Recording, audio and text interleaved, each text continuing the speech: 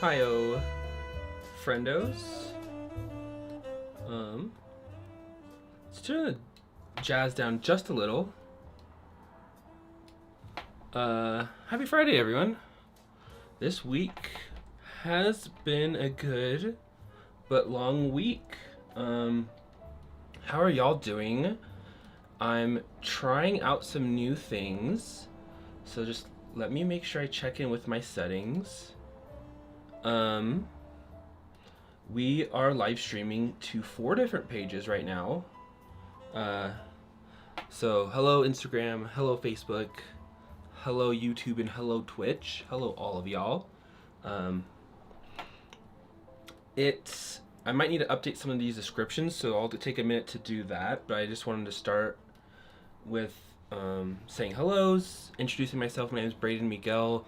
I live here in the Denver metro area of Colorado.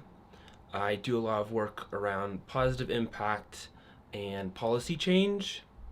I have a background that covers entrepreneurship, startups, worked in education for a little while, and then made my way to politics and started to explore how we could make our system work better. And that was about 7 to 8 years ago. I started just as a volunteer and looking around at where I could bring my interests and skills. And back then, still just learning so much. But now here we are exploring, just continuing to explore how we can use our voice for good. And has evolved into Community Driven, which is a channel and company around social positive impact. And there will be a number of issues that we're going to talk about today, including housing and how do we support unhoused populations. We're going to discuss today, I think, the bridge collapse video, and talk a little bit about harbors and how they're set up and different places. Ooh. Excuse me. Here in the US with that recent collapse, and then what are solutions to the temporary need to help move goods around, as it's like one of the top 10 ports in the US. But then also attaching that to the recent push for ceasefire and need for humanitarian aid, and then the president saying that need to work on a way to bring in goods by sea, but in a situation where there is like no harbors or like infrastructure for that, or it's no longer any infrastructure for that. And so we're going to talk about that. Migration and some of what we're seeing here in Denver and in the US. And then that will be mostly it. So it's a little bit of a change from how we're used to doing it. And so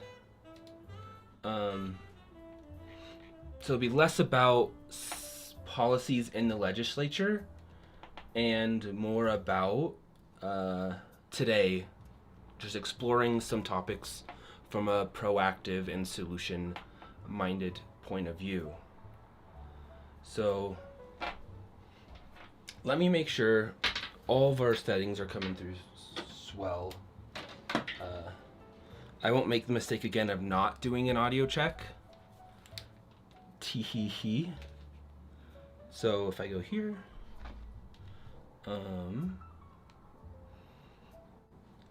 and we go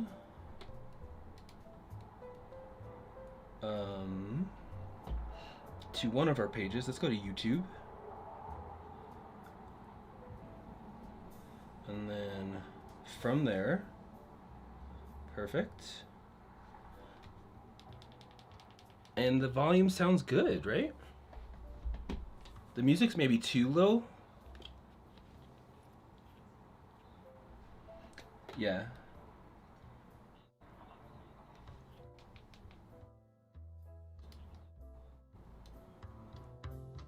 How about that? Talking with jazz music. Talking with jazz music. Audio test. Audio test. Hello. Hello. Audio test. Audio test.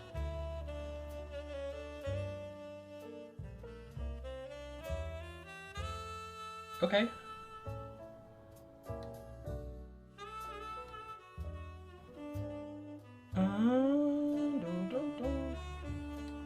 Let's go native 16. All right.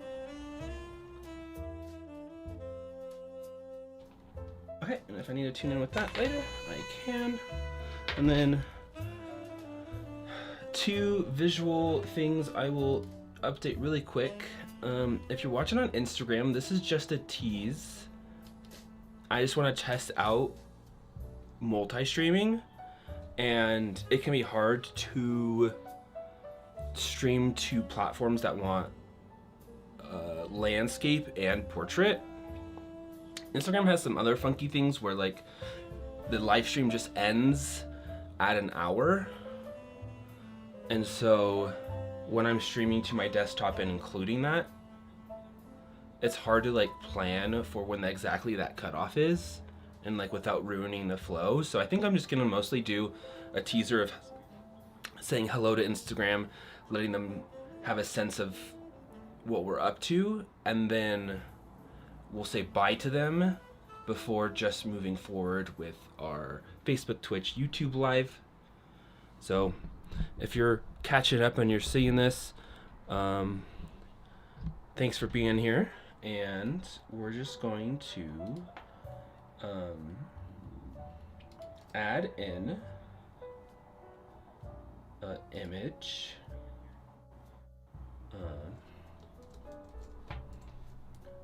Okay.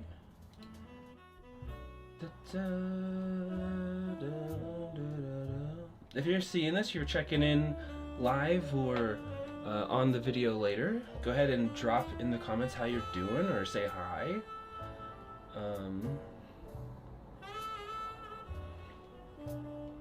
Let me find my downloads. There it is. If I put this here. Okay. And then here.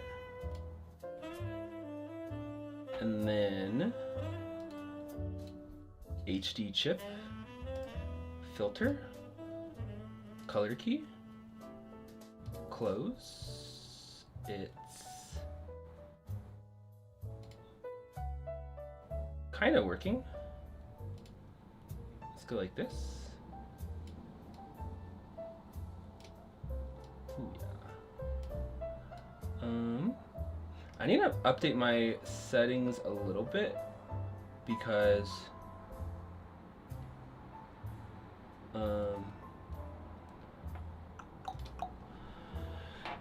my camera is on the right of my table, and so both of my screens are to the left. So to get like an angle that like includes the green screen and incorporates it into like the video somehow, or tries to fill up space, and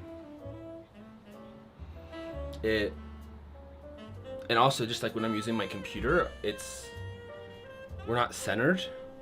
So I think I'm gonna this weekend work on my stream room setup so that I can move the camera potentially behind my monitors, create some space in the back of my room, maybe create a spot for storage, and then put the tripod back there so that it's no longer an issue. And then I can always just pull out the tripod for other projects, or if I do need to use this space more. But maybe we won't use the green screen setting for the moment, and we'll just leave it. I thought it'd be cool to just have different pictures of Colorado in the background, but I don't know if I necessarily want to do the work. Plus, like with my art, let's see if I can just really quickly fix the chroma key so it's not, but the art has green in it. Tee hee hee hee. I just want to try one setting change. Filters. Color key. Okay. Smoothness.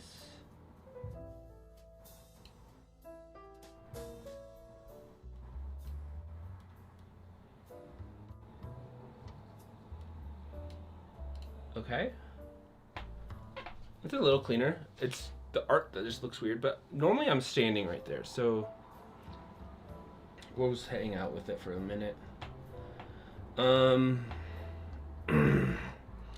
And then when I go like this, oh, it's just kind of clear space. That's fine. I can just have more real estate with my screen. Alright. Alright, so we'll cut the jazz for a second and we'll do our last introduction and then we'll jump into our focus for today. And let me make sure these descriptions are accurate. Today we're talking housing, housing the unhoused. We're talking Denver migrant, support Denver migrant needs, and we are talking about harbors or harbors and world news. We'll just put world news and some world news.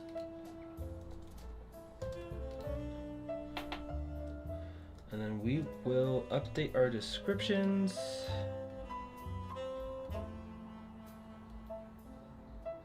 Da, da, da. Edit settings. Okay, that one just says just chatting. That one's fine. And then Facebook, edit.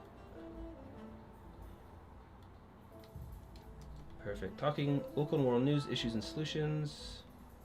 Alrighty.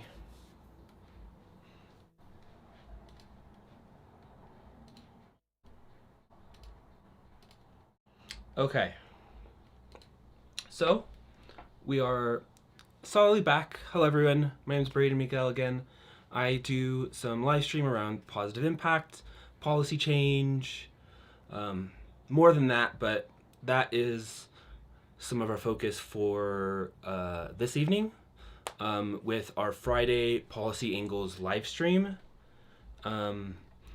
We go through different parts of how policy gets passed, different organizations who help make positive change, some of the legislators and the bills they are working with, and we do a bit of analysis with the system and how do we make change in it and changes that we think should be made.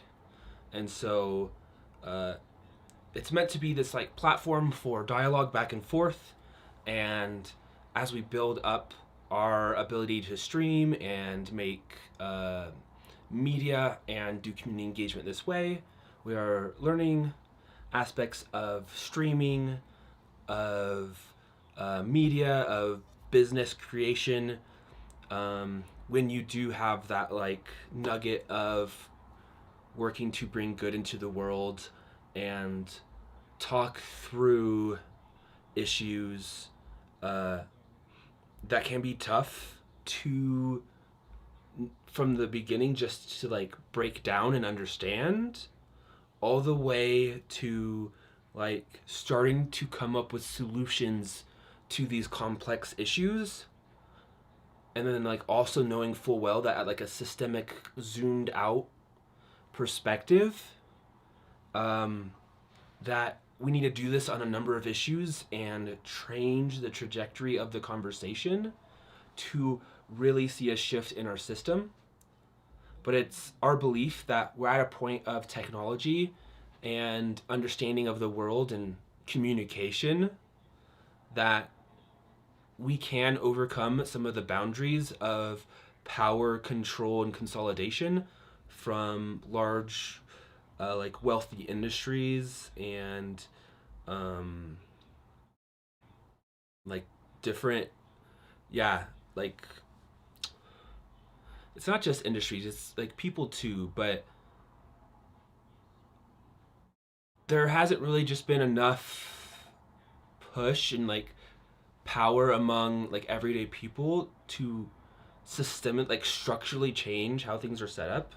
And there have been times in history where it has happened, but in the last 40 to 60 years we have seen, here in America at least, kind of this wealth power kind of just take over and go crazy. And now um, it's become an existential crisis, let alone all like the human rights things we need to work through and work on to make sure that this world is just and allows for people that like freedom to pursue happiness and live healthy and happy and freely. So we're gonna do a bit of that today. It's like went from being cool and not hot all day to in the last hour. And so the last hour getting like pretty toasty. So if I feel distracted or if I seem distracted or like not fully there, I am just like sweating. And I am also kind of tired, but I had some caffeine earlier, and I think whenever I go live, like it focuses a lot of like the energy I have left in me. So we're doing fine now, but I am been up since 7, so uh um not as slept in as usual. So we're going to for the moment, um I do think we're gonna turn off green screen. It gets a little funny goofy for us still figuring it out. So let's say bye to green screen till another time. And then we will put in maybe something on the videos later if we ever need to use that green screen space.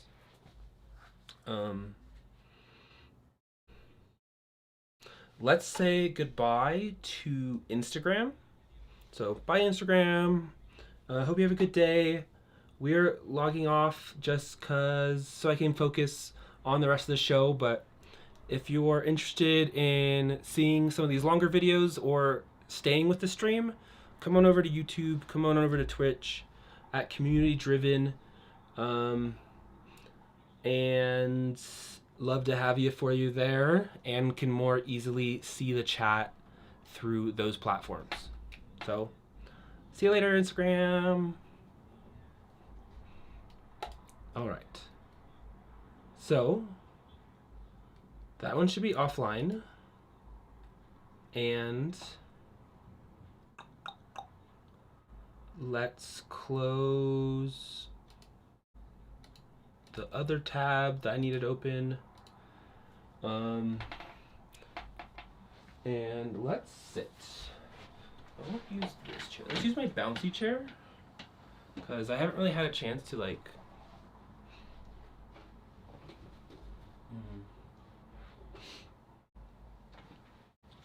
limber up today, and the bouncy chair helps me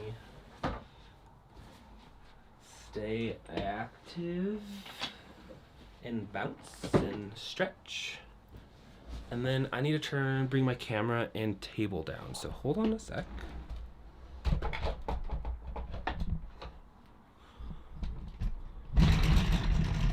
Tee-hee-hee.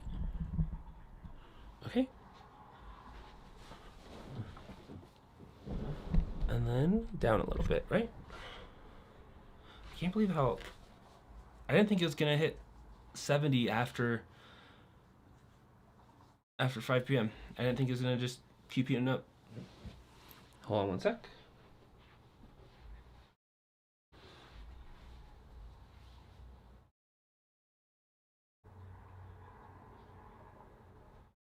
All right.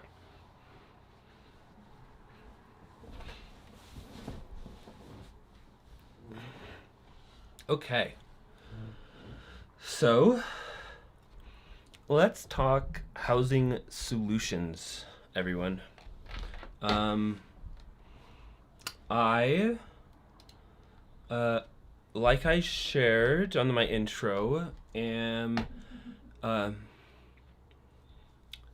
have spent years learning about different issues and how the political and policy system works, and am now at a point where can weave that together with some of my creative problem solving skills and other aspects of the world I've learned about, from business to like living life itself and working through different stresses and needs. I have my background in education, which covers both business and environmental studies.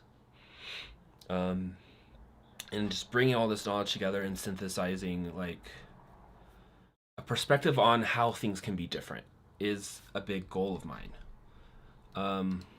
Returning to that, one of the first steps is imagining how something can look, and from there can vocalize and help spread the image. And sometimes maybe you work on the imagination part with others, which can be lots of fun.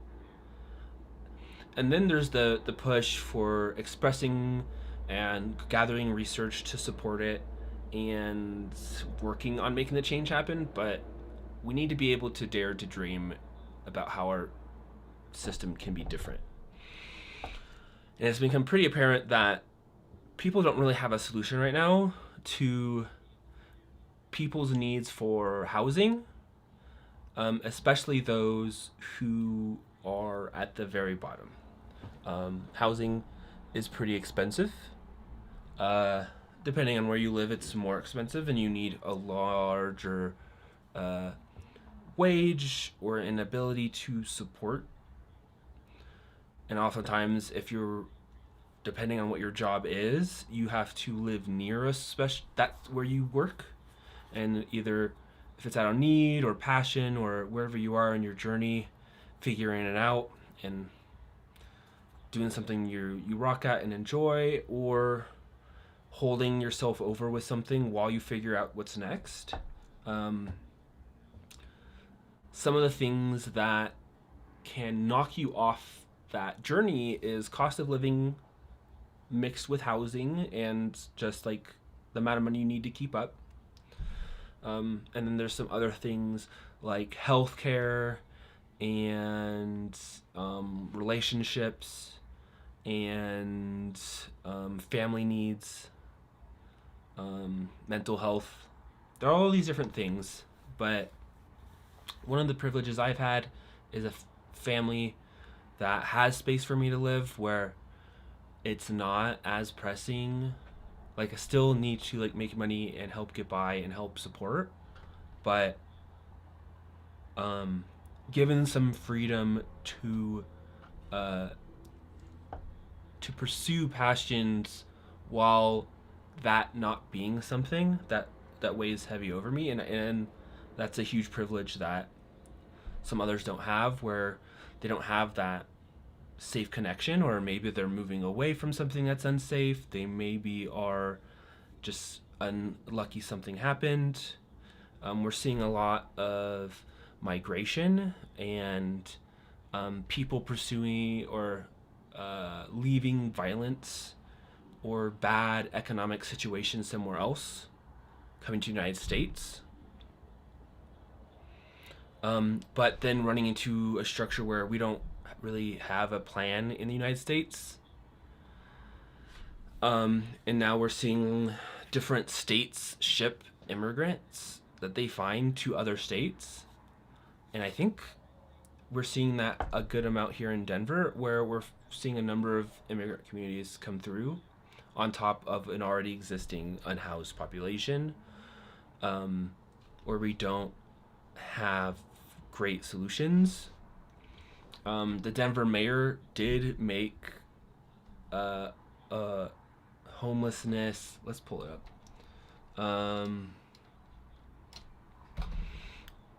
like declared a housing emergency, and started converting a number of properties and like open hotel rooms to be able to, and like amount of budget in those emergency funds to house people. Denver mayor homelessness emergency. Here we go.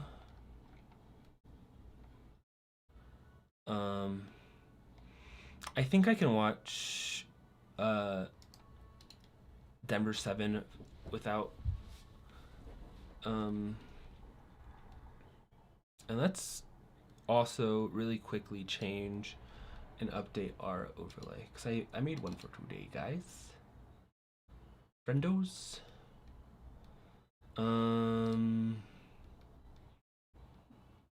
Downloads.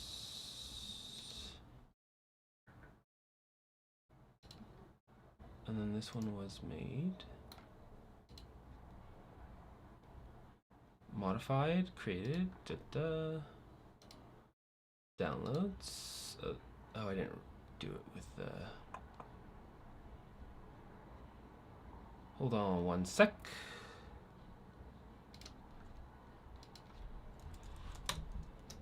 It was the last thing I made? Question mark? There we go.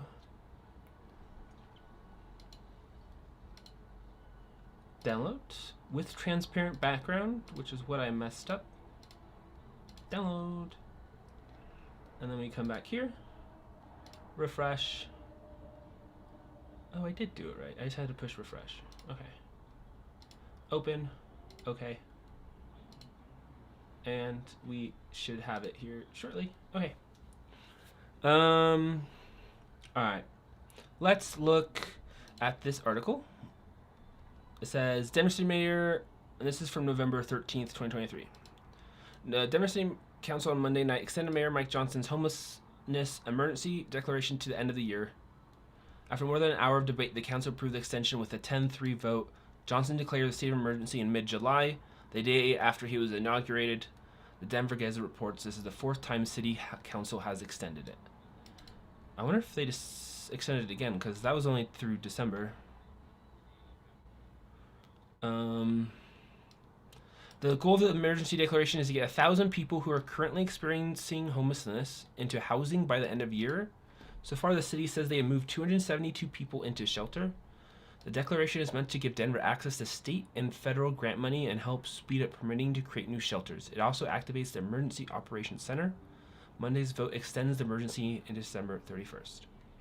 The mayor's office has told 9 News that they don't plan to ask for another extension.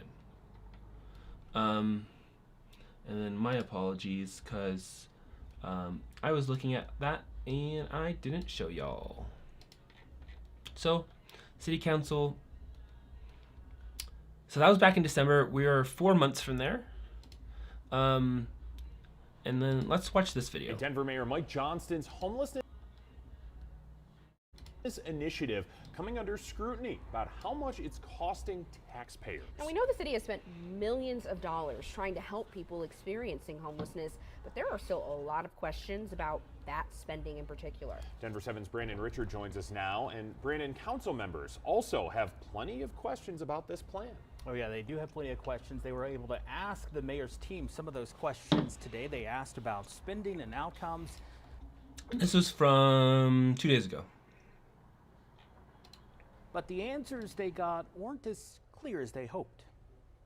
The mayor's homelessness initiative comes with a huge price tag, but the exact cost is still somewhat of a mystery. You have 8 sites, and I've been asking for what's the monthly operating cost for these sites. Council members like Stacey Gilmore have been asking how much the program, which has been rebranded Fair questions. as All In Mile High, is costing Denver taxpayers. But the answers the mayor's office is giving aren't entirely clear. There are many things that we're working on to fully understand, and I don't know that I'm going to have a good picture of that until closer to May. We're all in on this, and I want to make sure that we're doing this in a transparent way so that it can be replicated if this is successful. What is clear is the city spent $10.3 million on the mayor's homelessness initiative last year, $35 million.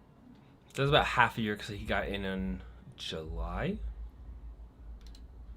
Less than they were approved for. The money they didn't spend has been carried over to this year. Aside from spending, the jury is still out, in my view, on housing first and its success, because I've seen it fall on its face. council members like Kevin Flynn still have questions about the program's overall success. Of the 164 people who've exited the program, many went back to being unhoused or put in jail or died. When we are spending a significant amount of money on these programs, we've got to have better outcomes than a 73% negative outcome.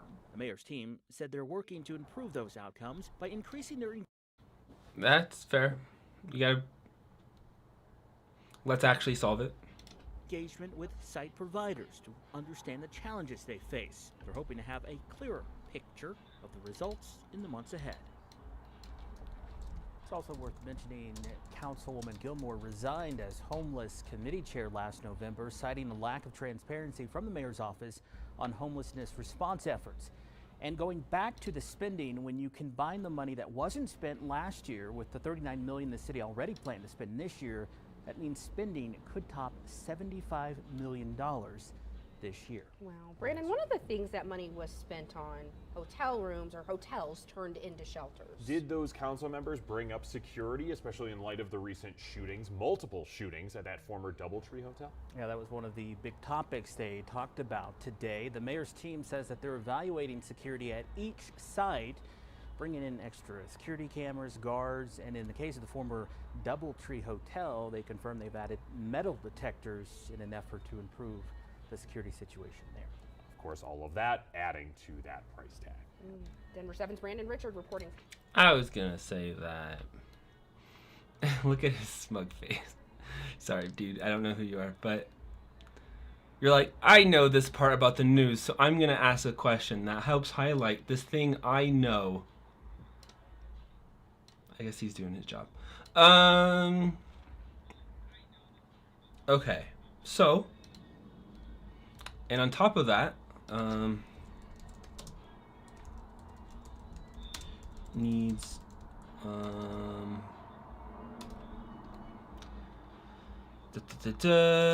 So this is a page about where to get support. Let's see. Migrant crisis threatens to overwhelm its compassion. So this is one layer to this that has developed in the last year, in at least the Denver area, and it has oh, maybe this video will just help us cover it. I don't have to explain it from memory. Let's see. Migrants and asylum seekers have been sent north by southern governors. So yeah, we're seeing people come to the United States. Governors in the south are, rather than dealing with them, they're just covering the cost of like a one-way like bus trip or like transportation, and then making it the issue of other states, and it's typically like blue states because they're very nice, lovely red governors.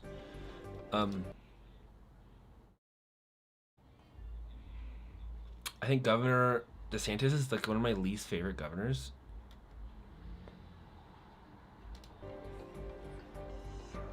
Let's leave it there for now. Sanctuary jurisdictions. These are voluntary transportation that they're signing up for. The legislature gave me $12 million. We're going to spend every penny of that to make sure that we're protecting the people of the state of Florida. 2 bus loads to be dropped off near Vice President's home. That's so kind of them. Bust hundreds. Okay. So, well, we see how this ends up when, at this point, thousands of migrants have been bussed and moved. I guess they say voluntarily, but you tell them there's better livelihood and you'll be more accepted in a blue state, and they have more resources for you because you're not giving them resources. Like, they're gonna take their chance for that opportunity, even if you're the one who's like denying them on one hand and then offering them the smallest amount of possibility somewhere else. And we have gotten to a point where this, mixed with our already existing unhoused population, has put a lot of strain. I wanted to say that they had to they asked for another 20-30 million because their estimates were off. And so our goal today, bringing our unique voice to this, is thinking through a possible permanent solution that has a high likelihood of future positive outcomes and is safe and is just and allows for human decency and rights to be protected. And so those are some of the main focuses that we're going to look at. And I thought about this a little bit, so I have an idea of where we're going to start. And then from there, we're going to work a little bit further about how do we solve this issue. So I'm going to just do some simple sketching so that we can look at this together. So you have, we'll just make a big city of Denver one. You have the city of Denver,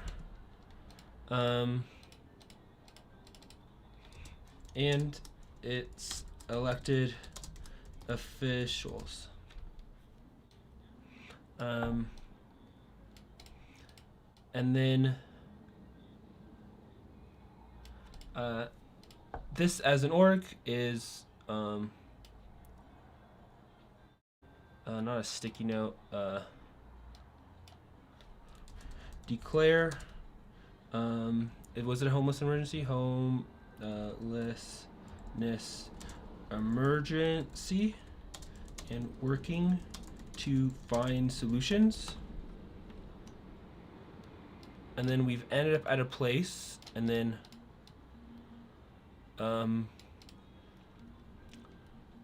putting looking to find solutions. We maybe can discuss some of the solutions they've done so far, but my focus here will be more on what are really good how do you solve homelessness as an issue.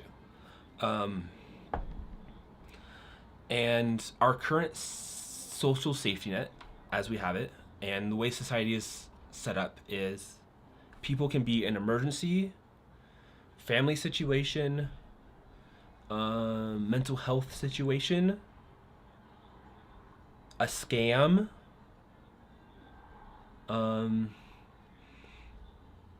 away from no longer being able to afford their housing or cost of living. And it can start slow. I think that is the part that can be tricky for some people who haven't studied this to understand. Is it typically starts with like a credit card bill or a water bill that becomes delayed, which means it has a fee. And so you have to work harder to pay that fee. Some other things maybe come up. You're now late a few bills, and you're to the point of looking at your next month, and you're like severely cutting what you need. And it gets to a point of financial stress where you become less able to navigate how you get out of the situation. As stress increases, your creativity is one of the things that decreases. But a number of your brain's ability to navigate a situation, you get put in this fight or flight, or like some of these other responses come up, and then you're given tough choices. Even if you still have a job, you might still have a job, it just does not pay enough, or you had to take an extended leave, or maybe you lost one job and you got another, but you're figuring it out. And so sometimes those people will navigate into living into a vehicle if they have one, or they become unhoused after the rent bill part of it falls through. The rent or the lease or the situationship or whatever they're in falls through. And then if they have no lifeline, which is typically like family, or if you know how to navigate some of the government systems, but I want to say like not a lot of people have that knowledge or know, and I don't even know how much is out there to like really help you if you're in one of those like free fall type things, but situations. And there's no real cheap housing or supported housing option to help you channel through that. Renting out rooms, buying a hotel and motel, I do think is a step in the right direction, and I will go even further into sharing what I think can be done. But let's just put on our little board some of the current solutions we see, which is buy housing rooms / buy buildings and land for housing.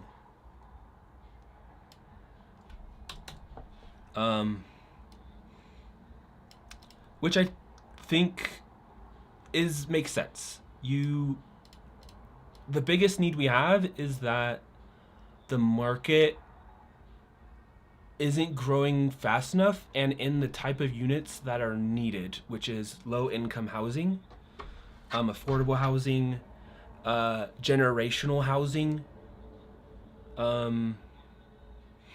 multi-use or temporary.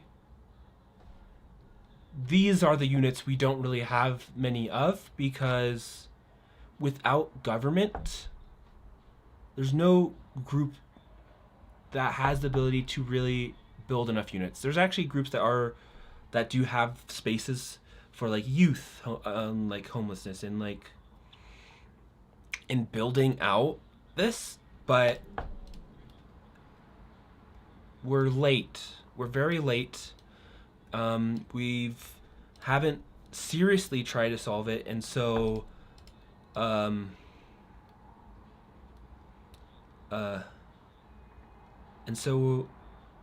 I wonder how the best way to showcase this is. Maybe I can do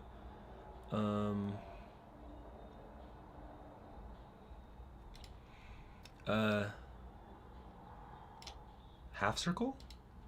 What about like a diamond? And then we'll put text next to it, which is ignored for so long, housing and investment lags behind. And then partner this with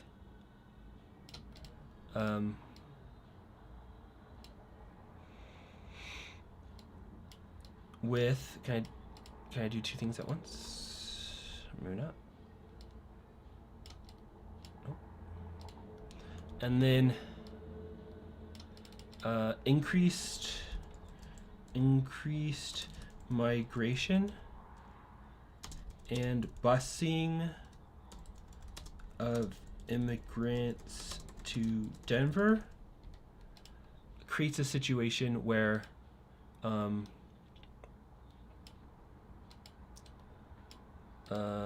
on, can I do two things at once? No? Okay. There could have been a better document for this. So we'll do this. Elected officials.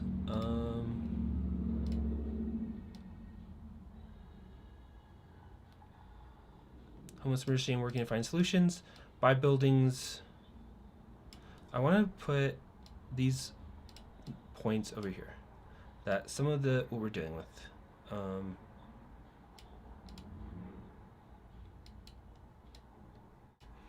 on. Come on, little dude. Put it up here. And then we'll do this again.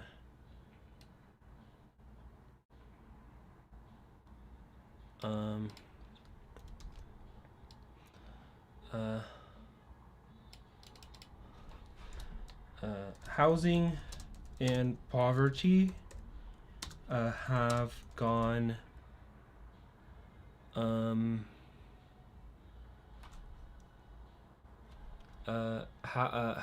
houselessness and poverty have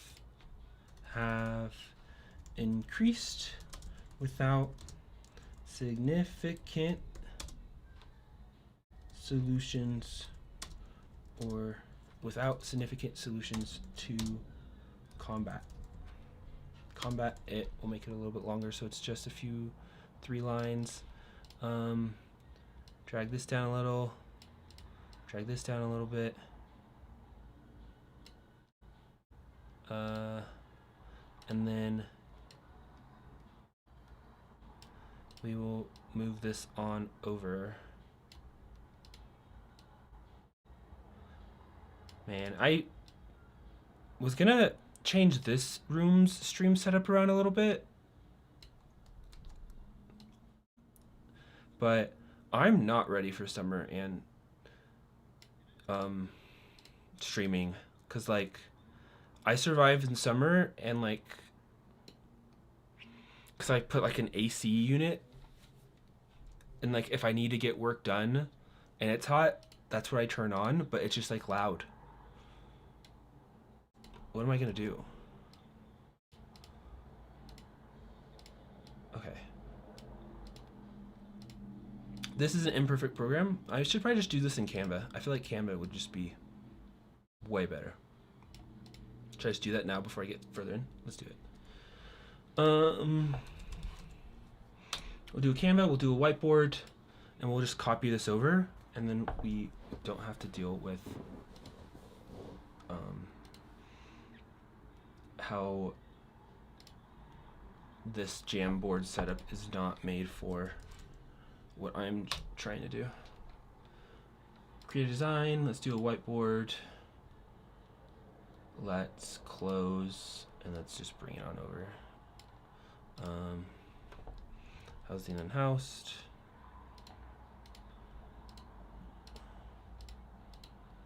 What happened?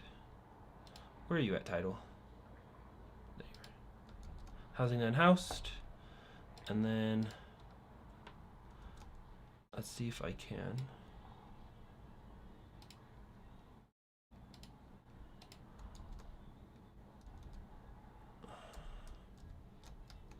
Okay. That's not what I wanted. Let's do this. And I'm gonna go Shift V. Okay, that's not.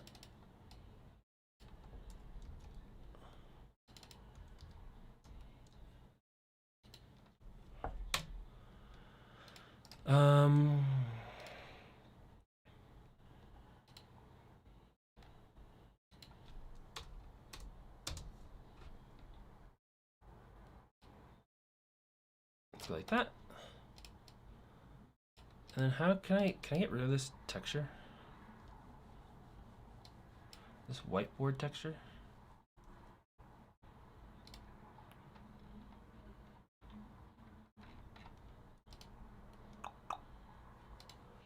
It messes with me. It messes with me. I like things a certain way. Okay. Zoom out a little. That's not bad though. And we'll bold it, I guess, so that it sticks out. And then we'll make it bigger. And then... Okay, perfect. Sorry for that.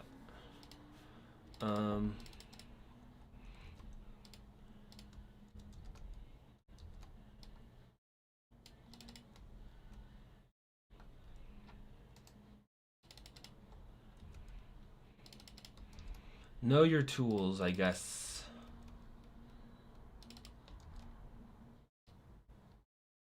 Okay. These three things have been US and Colorado problems. Perfect.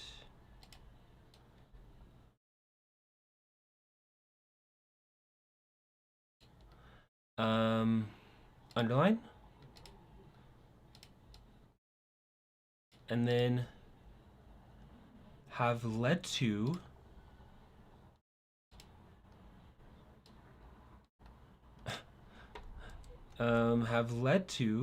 let's just put an arrow, elements, arrow.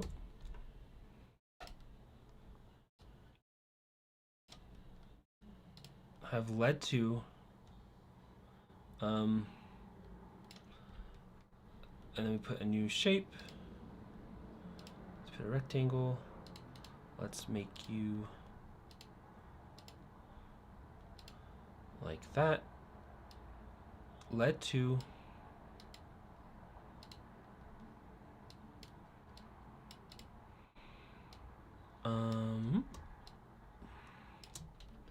City of Denver and its elected officials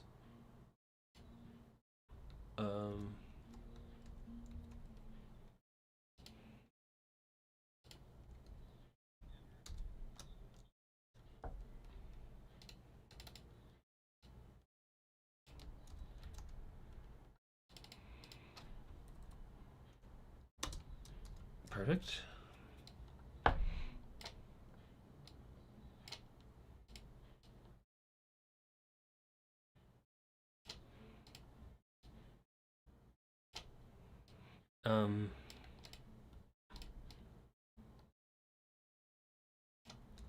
That's perfect. Perfect. And now, okay, I don't need my other document anymore. Perfect. All right, caught up. So here we are. And the current solution has been,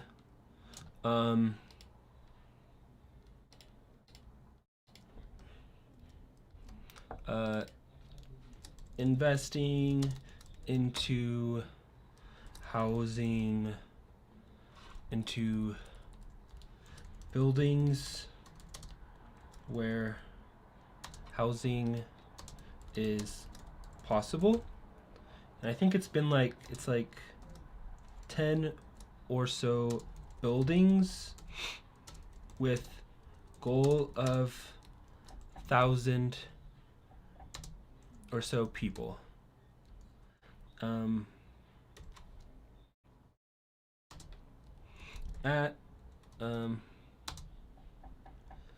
then also investing into supportive services.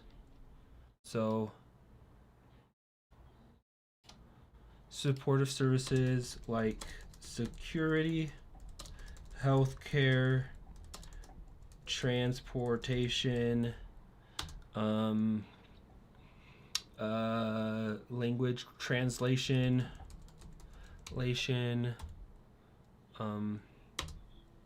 etc. or is it ECT, etc, etc. And so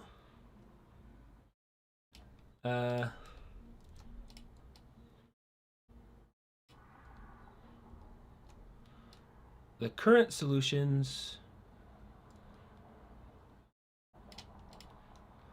US and Colorado problems, and then Denver solutions. The issue is there's a few, and then maybe I'll add another arrow, and we'll say issues I see.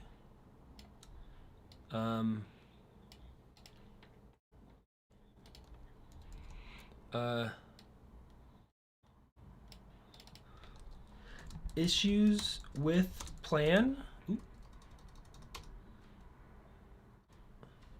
With plan, my perspective. Hold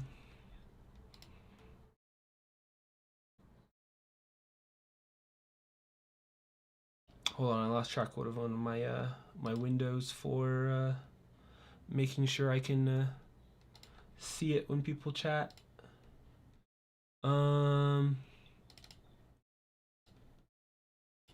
Yeah. Oh, thanks, Carter. Okay. Yeah, let's pull that back up. Okie dokie. Okay. Issues with plan, my perspective is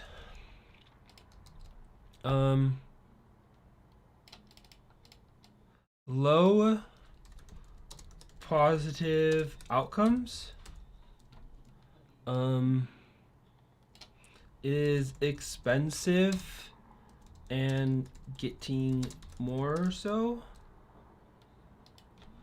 And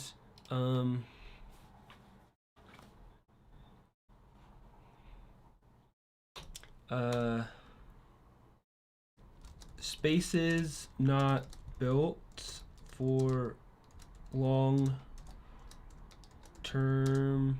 Spaces not built for long-term community, and spaces not built for long-term community and housing, low income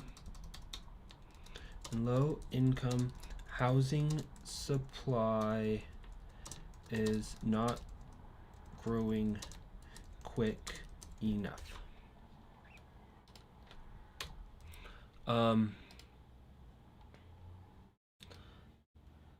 so I'm gonna move this over here. And we're gonna go like this. We're gonna go here. Oh, stop it.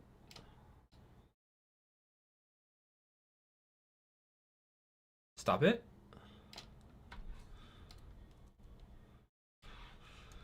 It doesn't want to stop it. Okay. And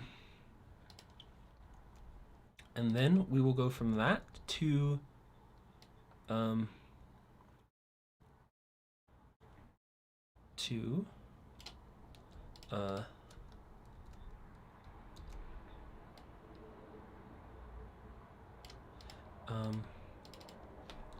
how I would improve plan. And so let's shift our screen over just a little bit. Oop.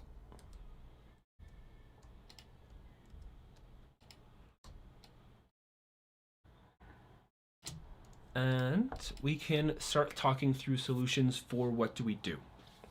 So we know that there are tens of millions on the table for trying to figure this out, and that the city is able to kind of scrape together. It's hard to say if it's like a one-time thing. They were able to bring together in our budgeting for about 100 million plus some of that has to do with services as well as the buildings I think they are purchasing that are like old hotels and servicing. But some things I guess I just need to think through is need to match need. LOL. Not need to scale to match needs. And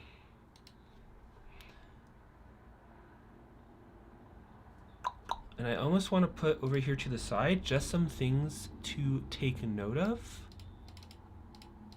Things to consider. Consider.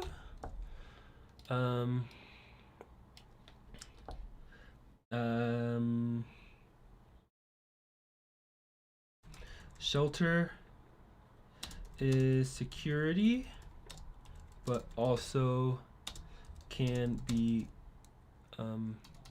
so much more. Community, mental health,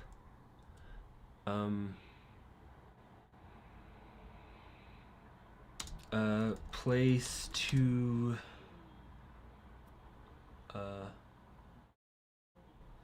raise family,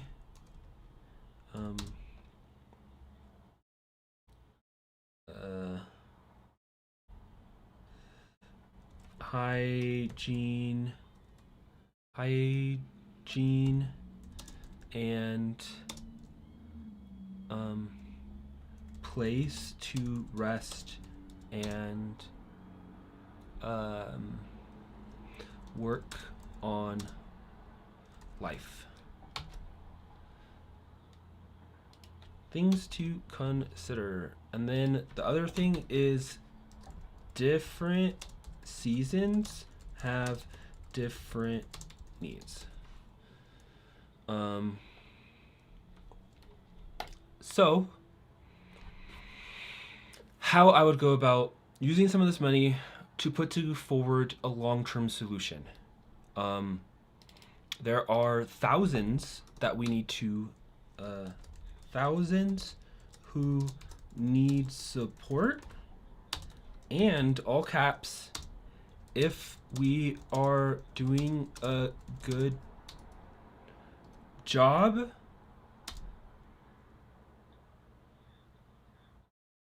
unhoused people will start coming to Denver/Colorado more. And it's just like a fact. Like, word will spread. People in desperate situations, if that is what crosses their path information wise, that gives them a shot at life, they are likely to take it. Additionally, Republican led governors who see us doing well and trying to correct and solve this, they will also bus more migrants to us, rather than, it would probably take years before, even if our plan is, when this plan is more successful or a solution like this is successful, rather than invest that money into their own infrastructure without some type of mandate or funding from the national government, we'll just continue to bus migrants and do their other like medieval things that they do to punish immigrants who are most of the time just fleeing bad situations, some of which we help create. For example, right now in Haiti, the revolution and the takeover by the gangs there is fueled by American weapons, and the amount they are able to flip American weapons for has allowed cartels over time to just take over. Let alone all the like the direct things our government has done. And so we're in this weird spot where we're like exploring and trying to figure this out and work towards something. Investing into supportive services. Need to scale. So need to scale to match needs, because it will need to be able to do that if the amount of people who have this issue increase or are sent here. And so, how I think this money should be applied, and maybe there's some like weird rule that would get in this way about how Denver can spend its budget. But I think we need to zoom out. Let's pull up a version of a map that won't dox me.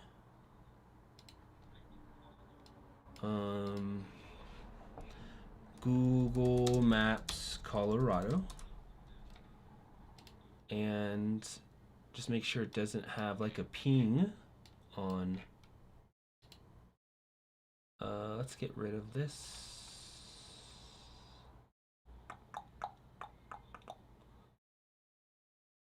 I don't need that. Don't need that. Perfect. So we've got ourselves Denver, metro area, the actual city of Denver.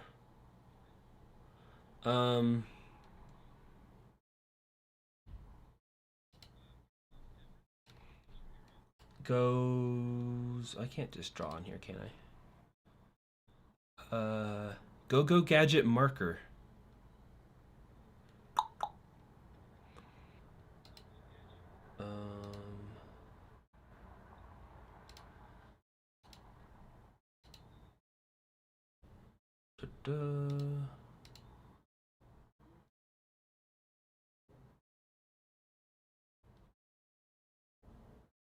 Denver city limits, maybe? Denver city limits. Does it give me a line? Oop. I can probably just Google Denver city limits. Denver city limits.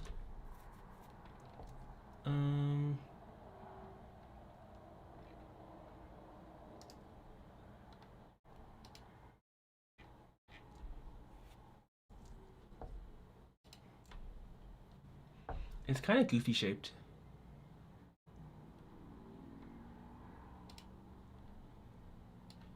Okay. What? Stop it. I guess I'll just show you from here. It like includes like a reservoir area. It like includes the airport.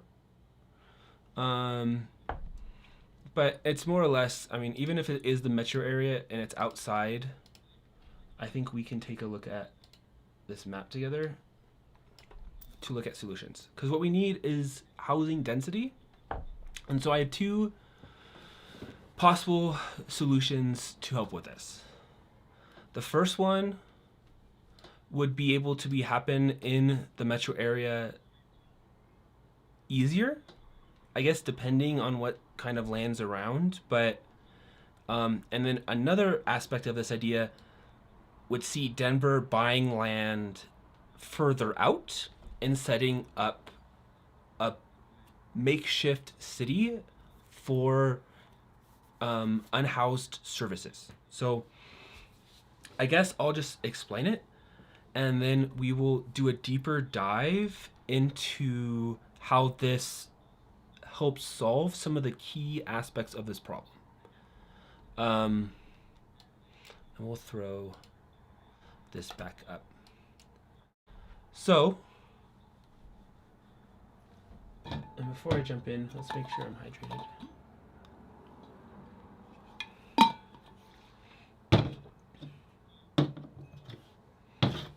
All my cups are empty.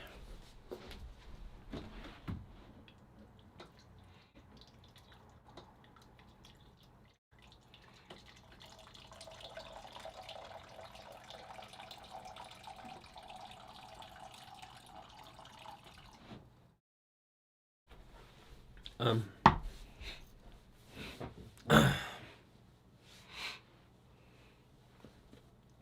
so housing is often considered expensive. And a lot of that has to do with the land and location, but part of it has to do with the building needs, electrical, plumbing, the walls, the roof, solid materials, space, and internet, proximity to needs, healthcare, food, community, work, which can be expensive when you're plotting down a house and then your house has enough rooms to house 5-ish people. Let alone, I mean, technically, if you had family living together and it was a need, you could house more into a unit. You could have people share rooms, and some of what I learned through co-ops and how different types of housing is that, like, it doesn't have to be permanent, but if you have a need and want to live somewhere and are able to get along well with others, you can share a room with multiple people, have bunk beds, but still have other spaces and ways to have your own time and have needs met.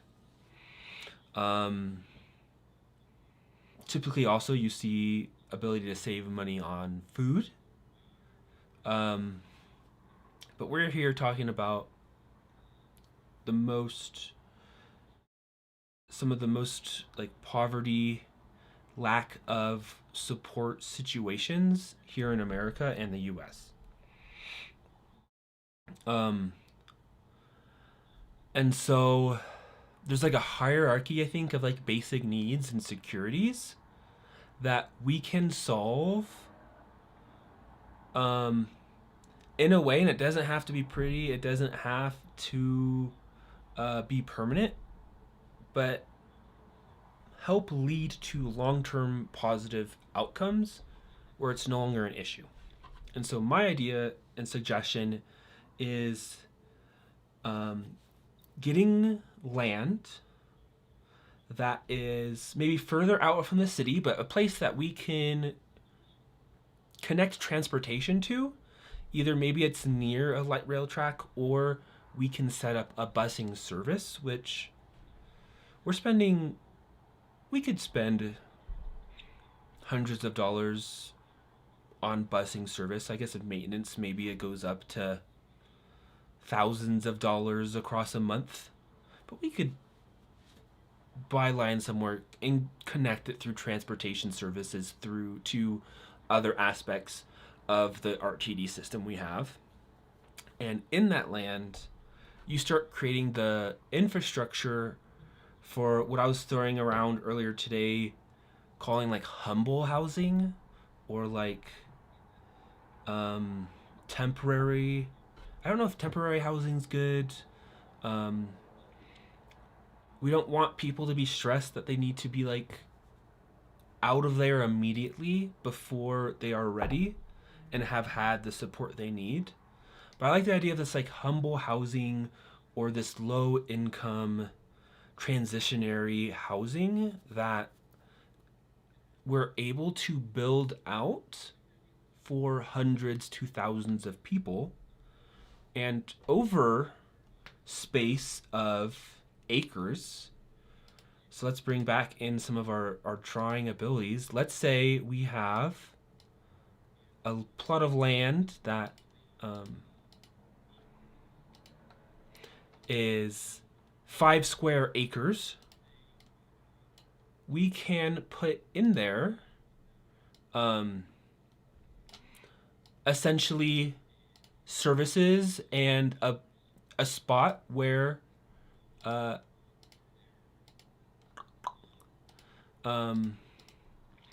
there is hygiene services, there is showers, there is bathrooms, there is maybe in a separate building there is electricity, technology. There's computers. There is access to reach out to others.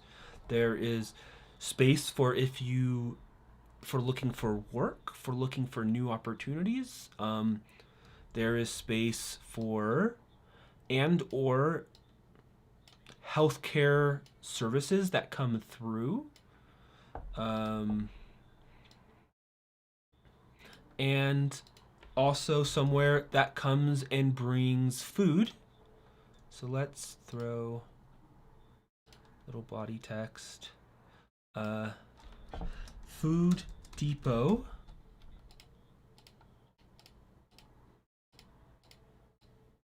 Food depot. We have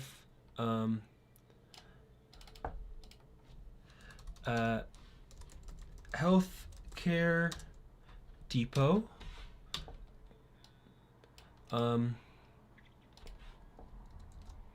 We have hygiene slash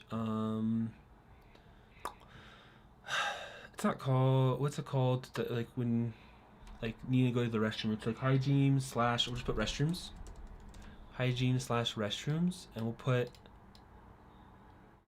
that maybe away from the food depot. We'll put that on the opposite side.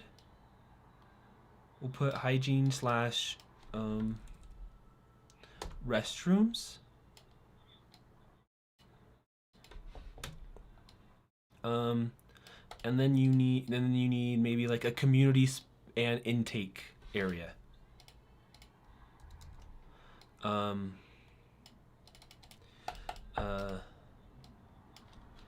Community space. So maybe like different outside games, different picnic tables type things. Community space.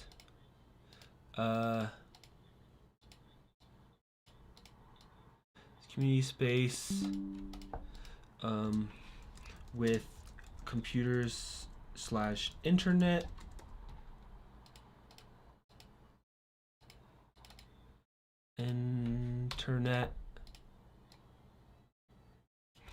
And then maybe we'll double up these up here, community space with computers slash internet. And then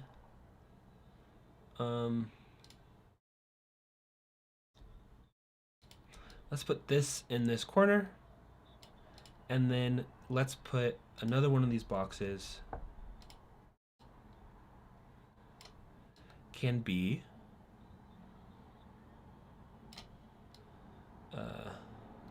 and I can even probably put this behind. If we go position, let's put it behind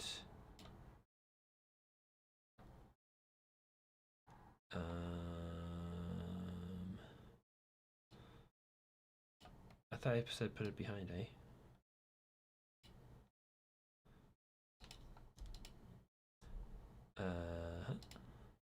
Forward. There we go. And we'll make this a different color. We'll make this pink. And then we will put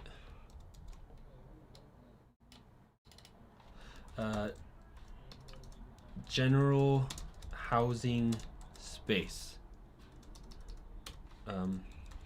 which can include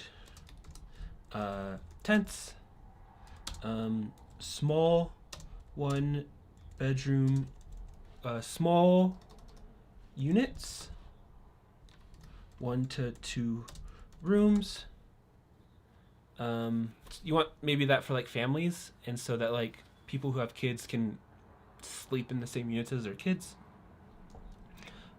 Tents, small units, and over time, better. Over time, more units and development.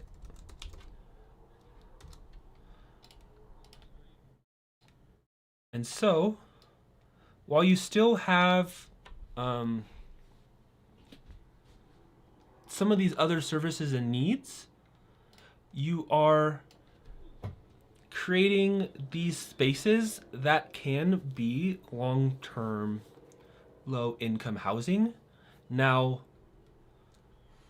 the situation in the different seasons does change. You would want, even in these tent spaces, for there to be scaffolding, and not scaffolding, but like roofing, like a way to make sure that they're protected from the elements, able to get shade, and so somewhere where they aren't likely to overheat. So maybe some of those like hydration stations.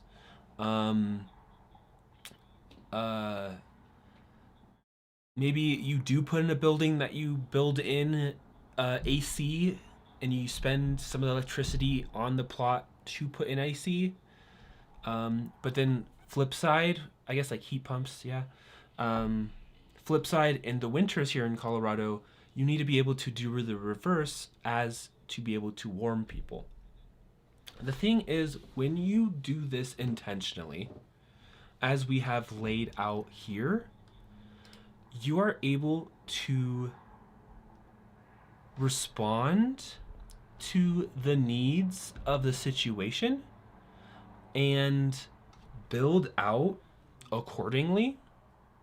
So for example, if it's really cold out, maybe it is still really cold and freezing in these tents, but maybe if you have an area, maybe this whole pink area is walled in, kind of basic walling, but put up some kind of barriers and some type of like roofing so that there isn't the wind chill aspect, so there isn't getting covered in snow and wet, and are able to get hot cocoa or hand warmers, extra tents, or extra blankets, able to set up and maybe move their tent closer to some type of central fire that has an exhaust chute that people can warm up by. And I do think even like if you put, as you put tents next together, it creates its own type of insulation, and it's not like great, but it is the beginnings to an infrastructure. And then what we do is we promote this as not the outcome we want for everyone is to live here, is to become reliant on this or stuck here, but it is a solution where you can still live with a level of dignity and support while having your needs met that allow you to move forward and improve and get services that you need. And so what you then do, and each of these lots, you will have to know who's there. You don't just want random people coming in. You will want to know who's entering, who is that community. Let's say this is a 5-acre plot of land. And really quick, I just want a 5-acre plot of land. It's actually quite a bit of space. 20, just under 22,000 square feet. And if we look at an image, that's not a bad one.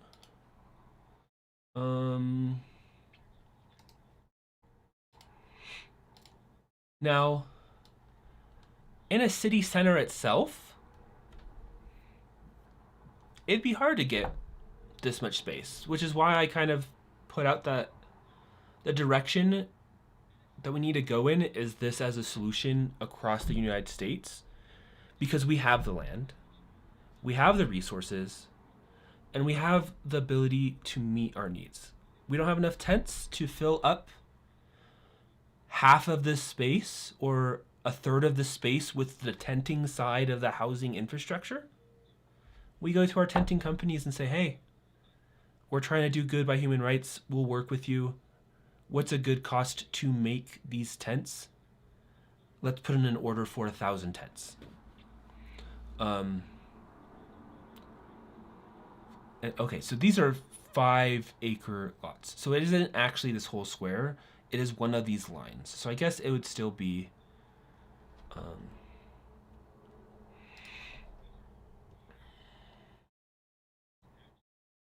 It's essentially, yeah, a good portion of a stadium.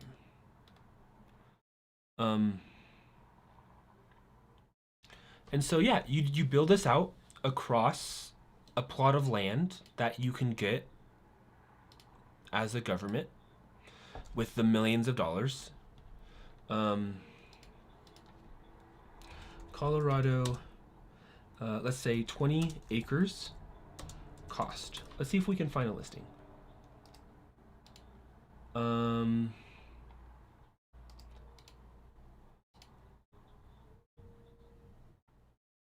20 acres.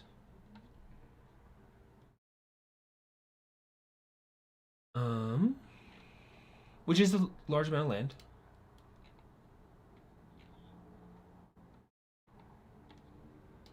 About $500,000, depending. Well, the ones with houses on it, let's just like not look at. Elbert County. So I guess some of the issue then becomes we're putting up this housing away from Denver. But how much of the housing population would need to be in Denver for work they are doing? And so I think this is where we can mix these ideas together, so that there can be transitional, and maybe people who are working, that are living in the 10 different spots in Denver, are some people who are in the process of being able to work and move their way forward. But those who are just there, who are migrants, who are figuring it out, who are trying to work to learn English or reach out to family and find them, so that to see what their situations like, and if they can move to a different state where they're at. Those people can be somewhere on a property where we work to make all the resources they need there: security, food, medical support,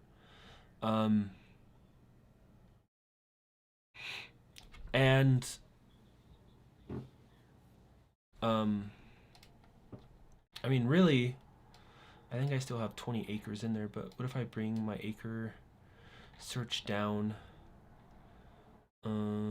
size, let's just go 2+ acres.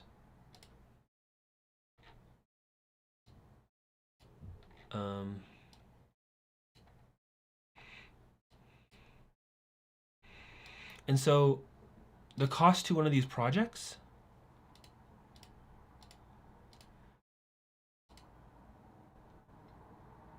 and some of these I just feel like are really expensive, overly so. But 39 acres.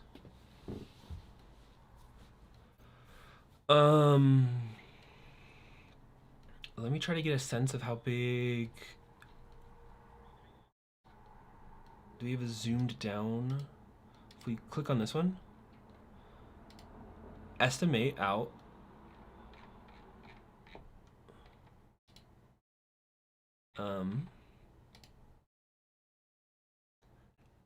Estimated out how many people can fit here. It's gonna be hard to do, isn't it? You're near other things. Awesome.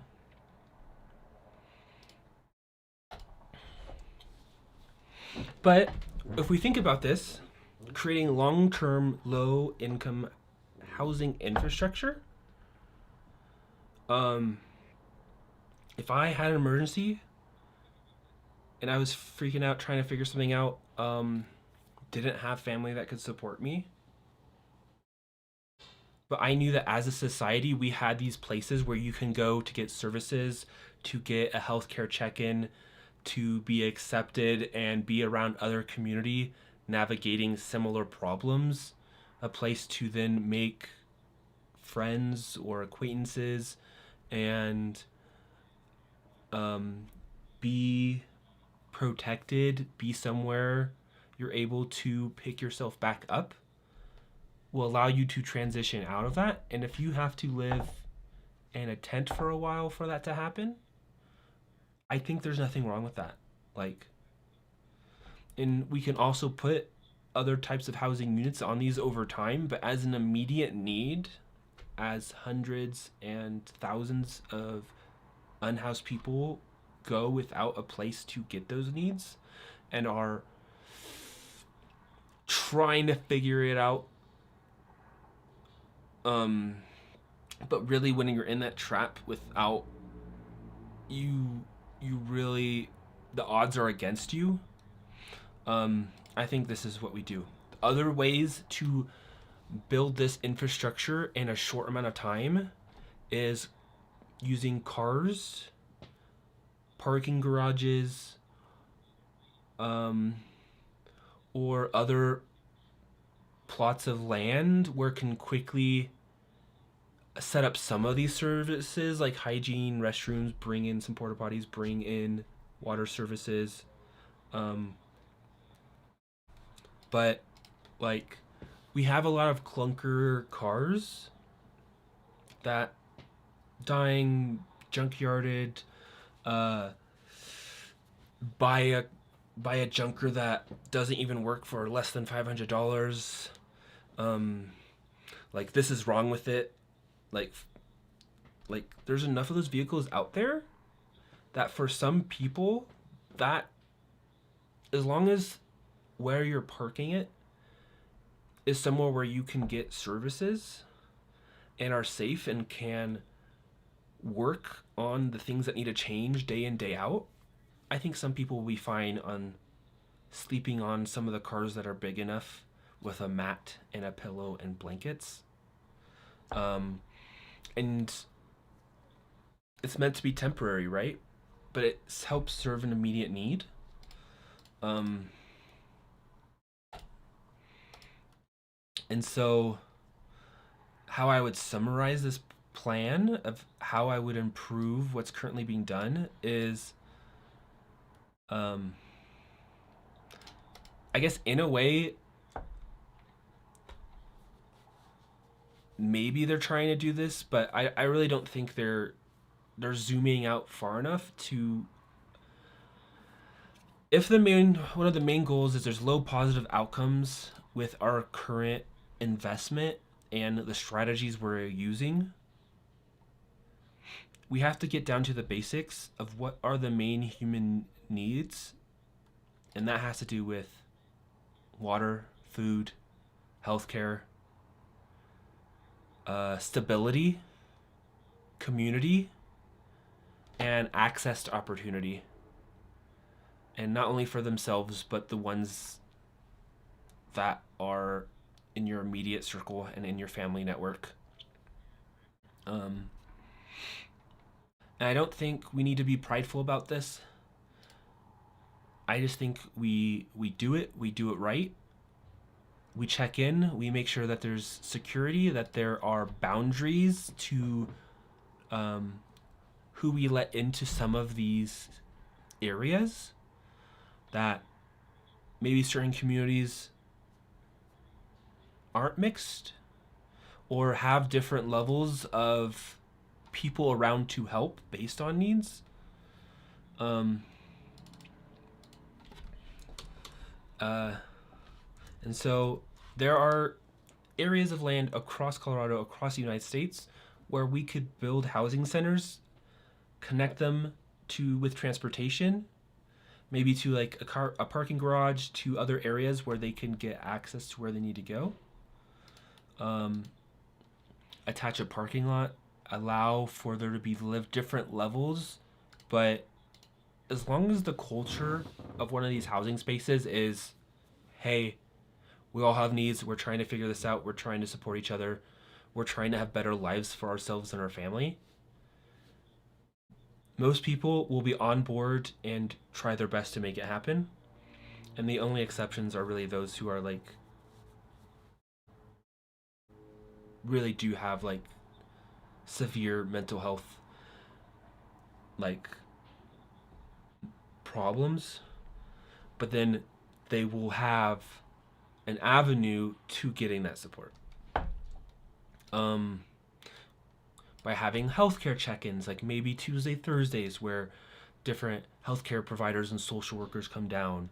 Food depots where different food drop-offs and meals are shared and prepared, and snacks are given out.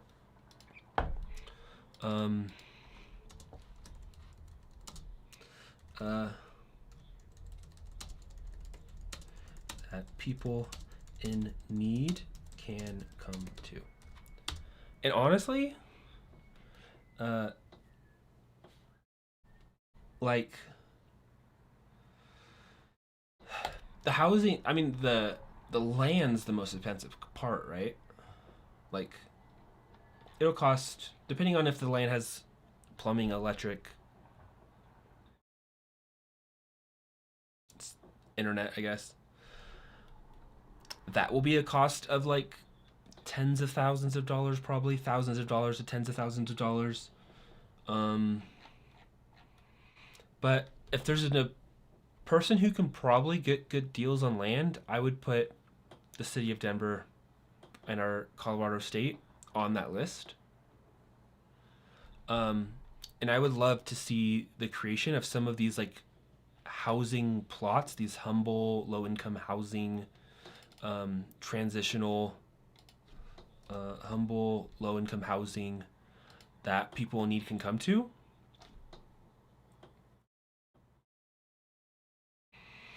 And then from those communities, we no longer lose those people to our messed up system that just kind of crunches and takes advantage of them to a point where things just get worse. And then bleeds out to these other aspects of that become more sensationalized. We just cut that from happening almost entirely over time, really, right? Because 50 million put towards that could probably house close to 10,000 plus services, and then share that with other states who can do similarly. And then we are then at a point where we're significantly solving this issue and have a full length of ways that Americans are getting by and able to contribute and lead healthy lives.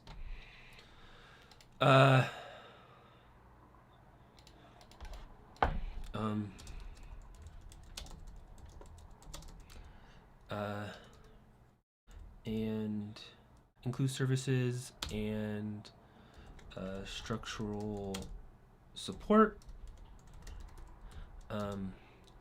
intentionally know who is there, and as community develops, will help center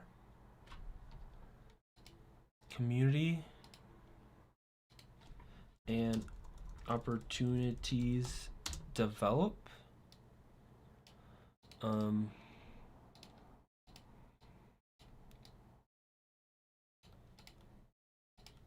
Know who's there, and as a community and opportunities developed, will help center, will help create a culture that feeds back into positive outcomes and healthy people wanting to contribute to the whole group and purpose. Maybe not everyone, maybe some people will be in that situation, have it be super temporary and they move on. But in emergencies, we have learned through studies that people want to support others and give back. And in terms of mental health, the ability to try to do so greatly gives back to the person who is putting in that time and effort and energy to make that change happen. And so I think that's how we get over like the security issue, is when these are communities and they each have their own plot. And heck, man, if we need funding to make this happen, let's ask Amazon, be like, hey, we'll have your name sponsored on one of these. We'll call it the Amazon Center for Low-Income Housing Needs. Give us $1 million a year. We'll help put down the initial investment. You'll help build the infrastructure. We'll do another one down the street. We'll name that one after Elon Musk. Maybe we won't name it the X housing space. That seems wrong. But like, let's just make this happen. I don't care if we have to name it after some like philanthropist for like decades, as long as they're not just like a tyrannical person. We're in the part of late stage like capitalism and late stage like,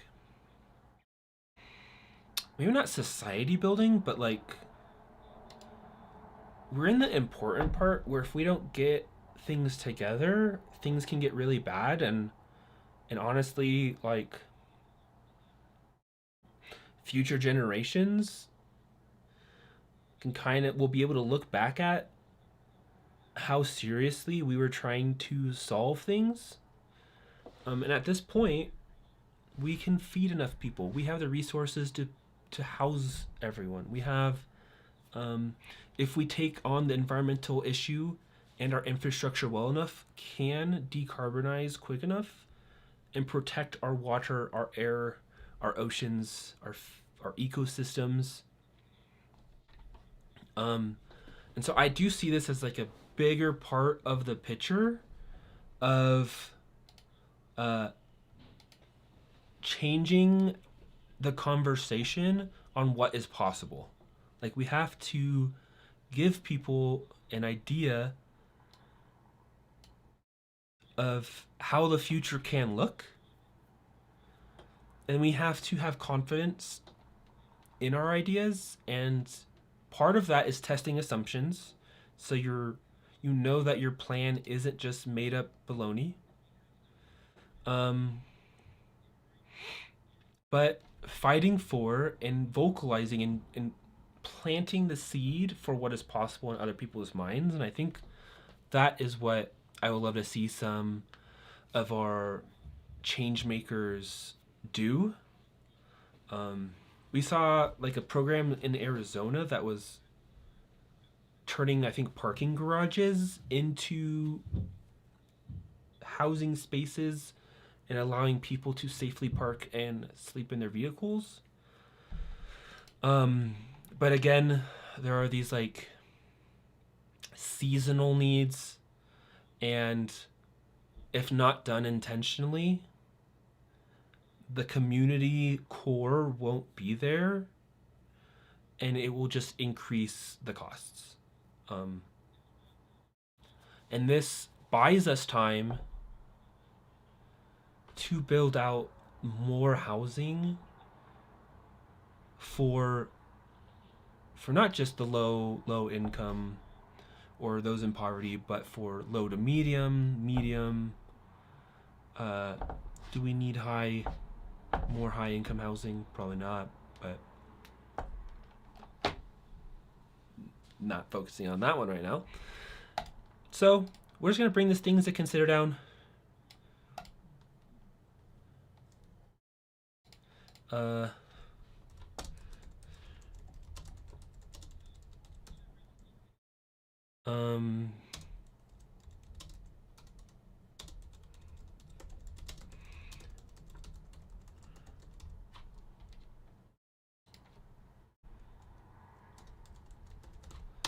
And connecting with transportation increases positive outcomes, which maybe is an assumption, but from what I've learned in my years of doing policy and societal research and study,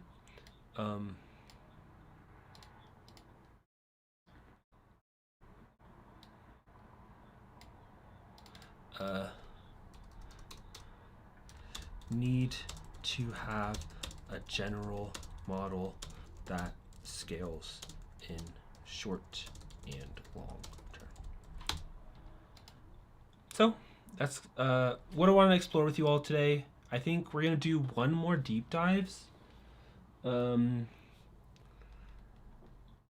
So hold on one second. We're going to do a quick transition. Let's put some music on. Give me a moment to switch gears, get some other tabs ready. I have fun. Let's go stream list 1. And then let's play this song maybe? That's like super jazzy. Maybe not that one. How about this one? Alright. Uh-huh.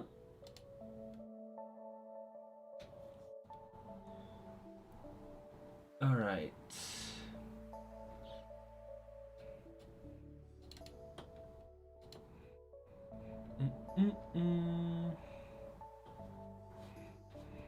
Hold on one sec. I believe I have a folder. It's called Streams.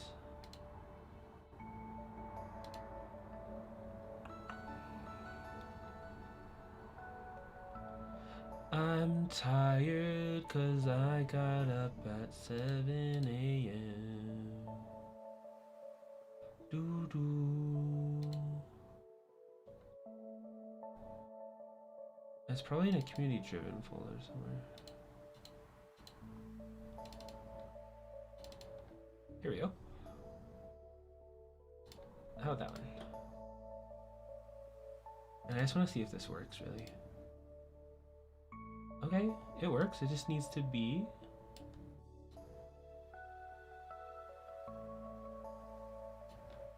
like that. Hello. Alright, BRB. I'm just actually just getting water in.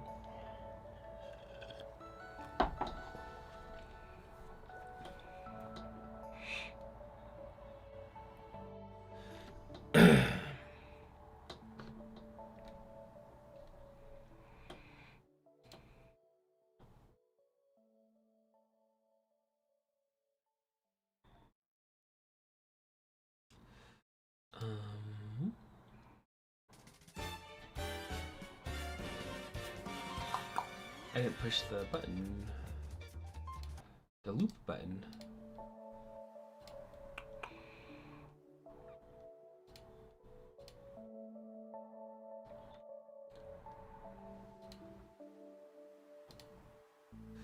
Da da.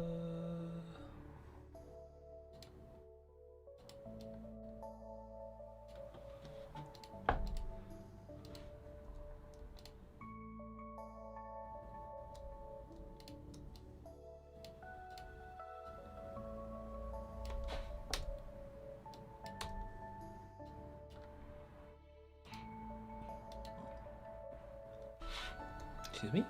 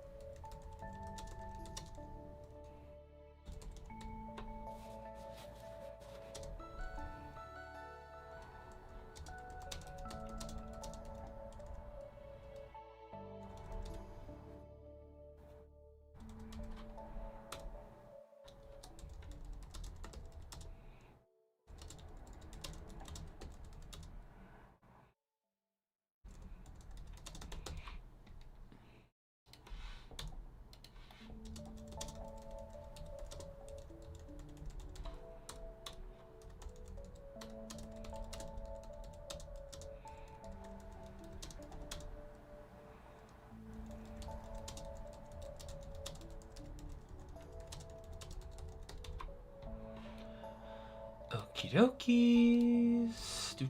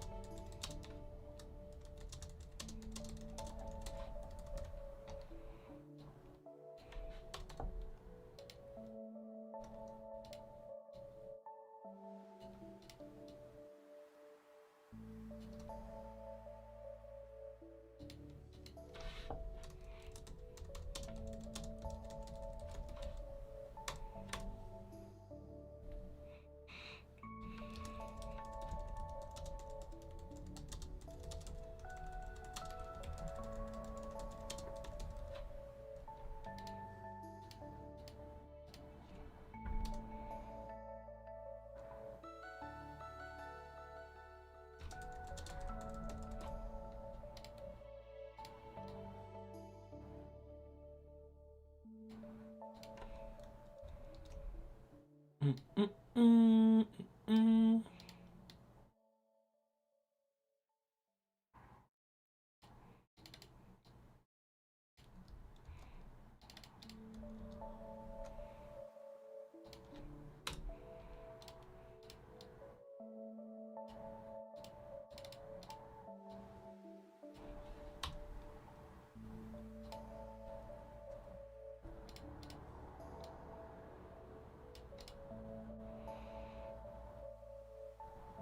And then I just need one more tab open.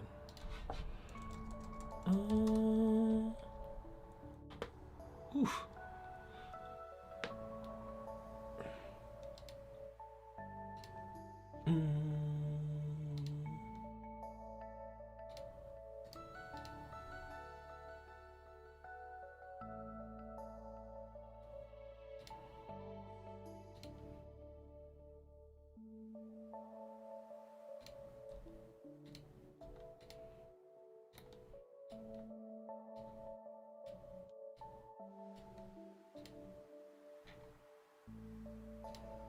All right, all right.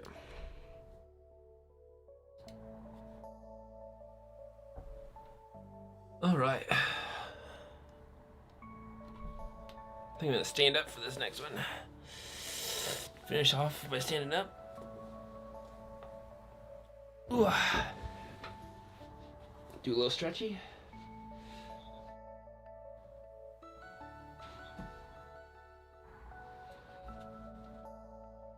Man, oh man.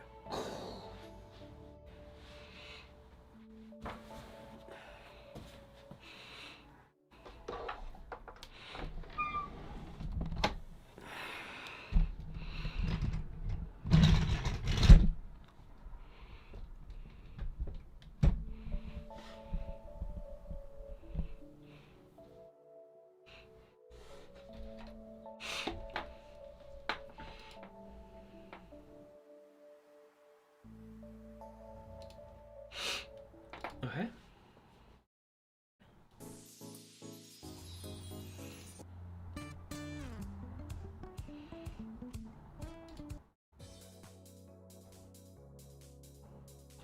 All right, that's a jam.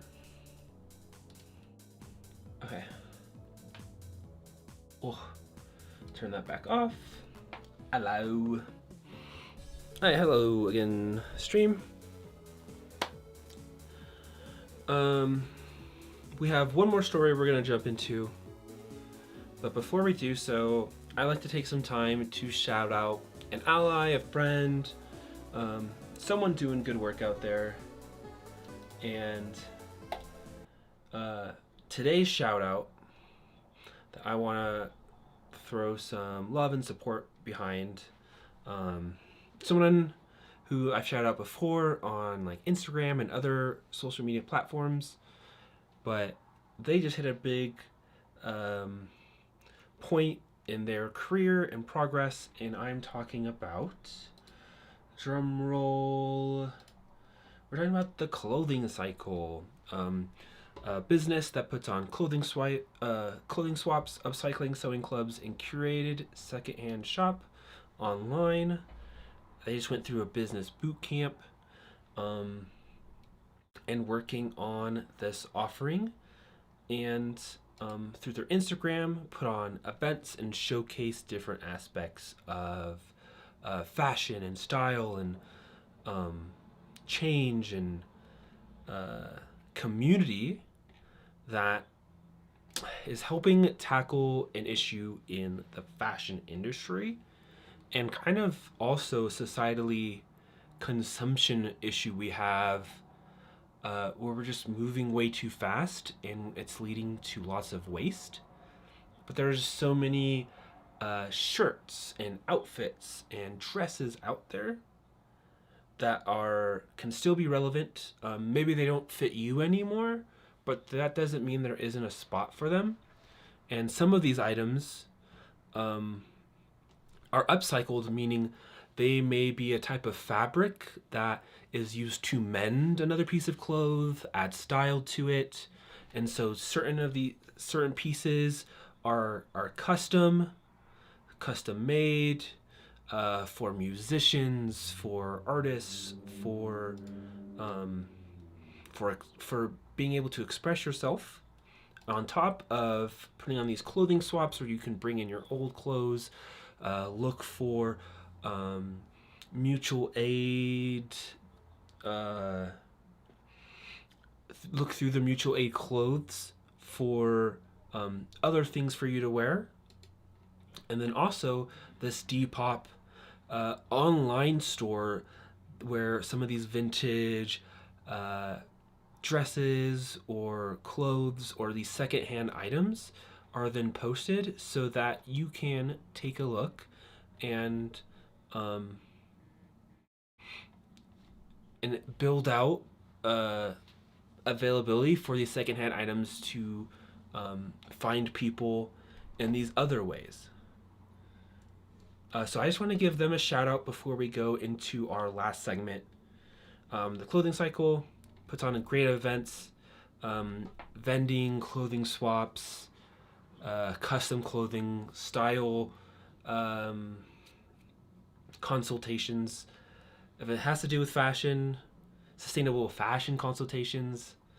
So if that's a world you live in or you just want to try on some new things, there are upcoming events and number of ways to follow them and their journey. So we're going to close that and move into our last major segment, which has to do with bridges and boats.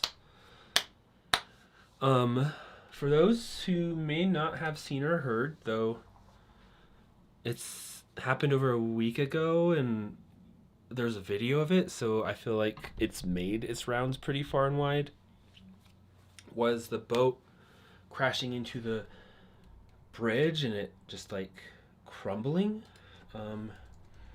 Bridge collapse at boat. The Baltimore Bridge.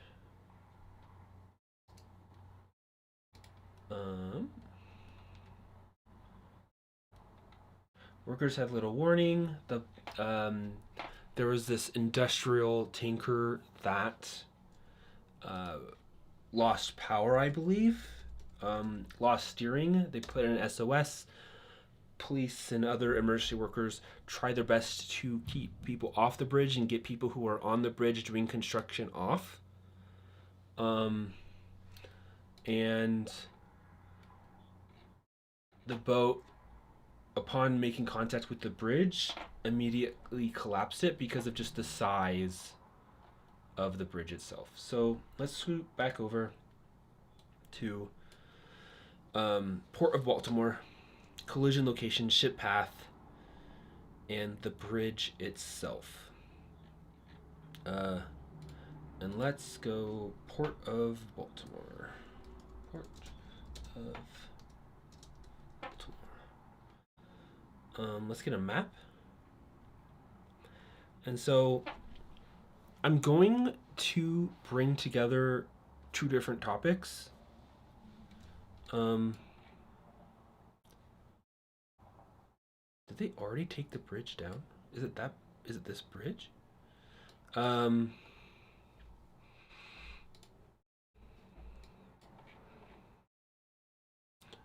I think it's that bridge. So we're gonna, sorry, ADHD. We're gonna connect two topics that might not seem connected, but it comes back down to boats and harbors and the needs to move goods around.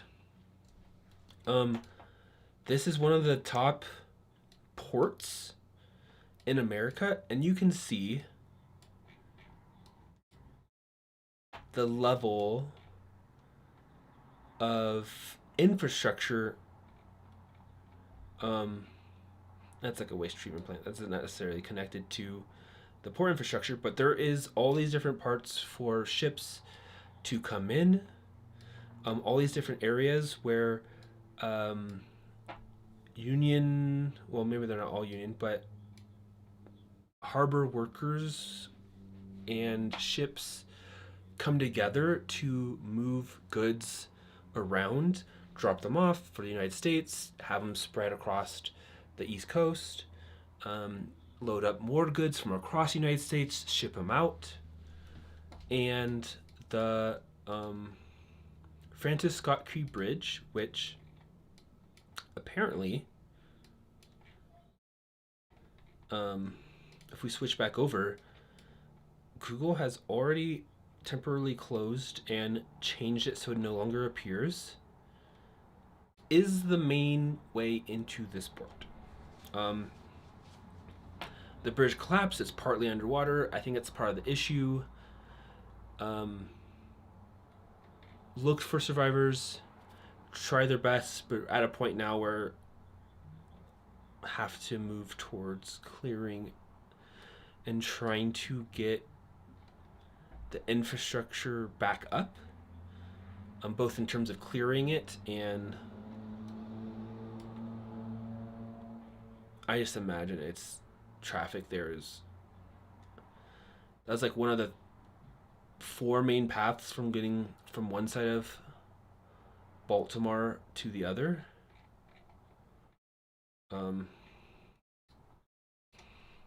In the heart of like Washington, yeah.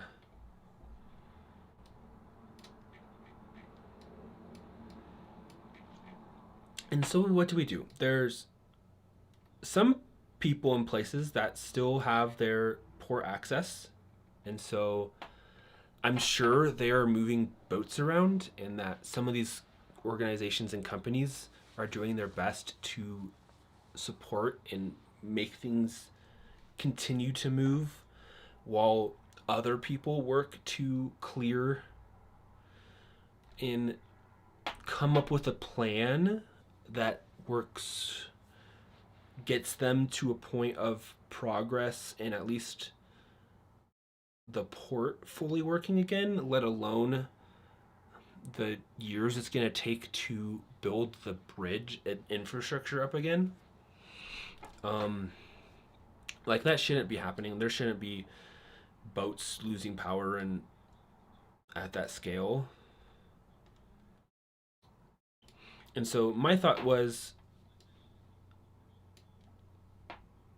maybe some of the ideas they're using here can be used other places for if an emergency like this happens again. And how do you construct a temporary harbor, try to navigate this situation? But it really is quite different than the second topic we're going to talk about here. I do send love to the families who are affected, the construction workers' families, and all those in the area who are lives were impacted by this. If their work or job, if because you're working in this harbors and in the port, which those are interchangeable, right? Harbor, port. But also just like all the other people who work in this area who are now affected by traffic in the flow of people not being what it used to be, or are even friends or family members to one of those other groups.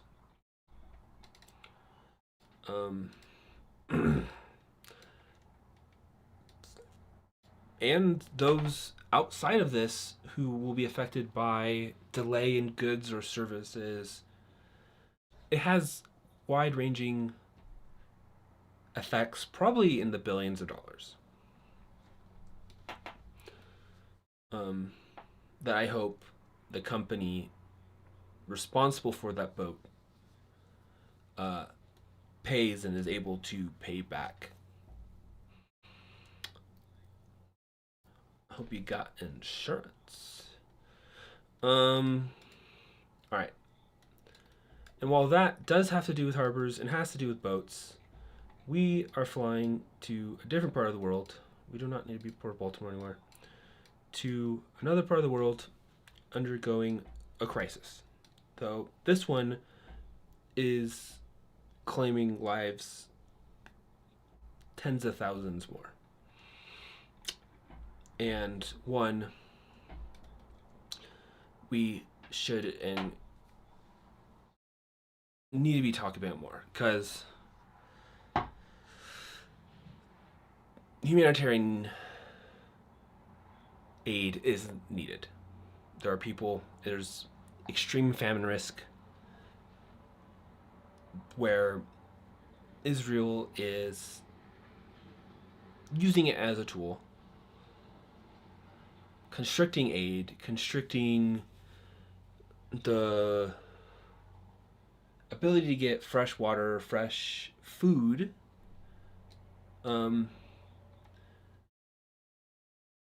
while continuing a war that is claiming thousands of lives, hundreds a day. But since in a half of a year, tens of thousands of lives. I don't know. I actually haven't heard many responses by government officials since the attack on humanitarian aid vehicles by the World, I think it was the World Food Kitchen, where 3 different vehicles of theirs got bombed.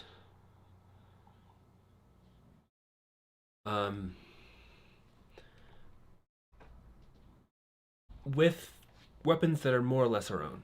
We are giving billions of dollars to this while not doing the same, well, not providing aid. And a longer conversation, one of the videos I'm working on is the next episode of Peace Talks, which is a series where I look at the history of conflicts and work to better understand them and provide solutions. And so I am working on the 3rd episode of Peace Talks, where going to talk about the need to spend less on weapons if the future we want is one that actually has long-term peace and security. Because the more we spend on weapons, the more people around the world that then become afraid and spend money on weapons, whose lives and families are affected by those weapons, which leads them to a situation where they themselves contemplate taking up weapons and hurting others. Whereas on the flip side, if we were investing that money into infrastructure, housing, water, food,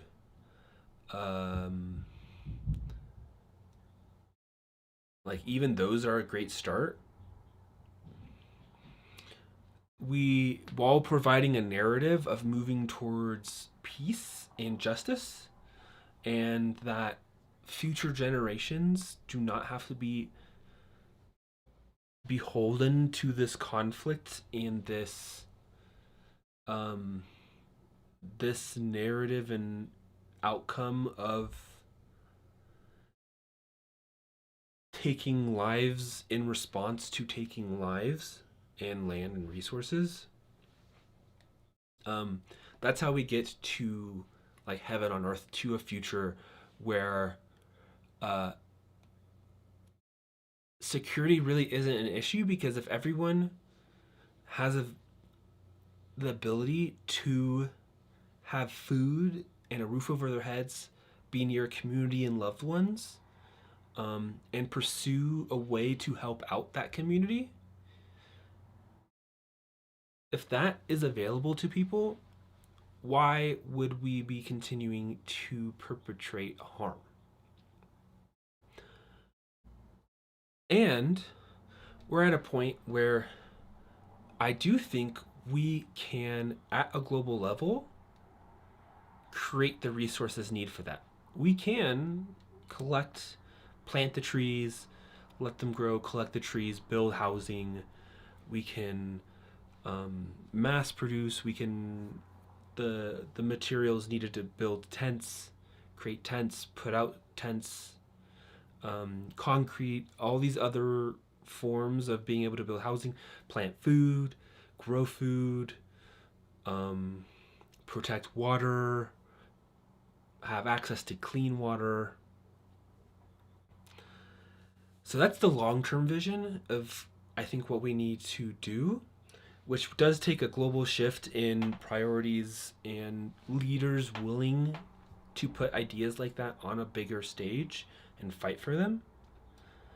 But zooming into the current humanitarian aid situation and US's take on the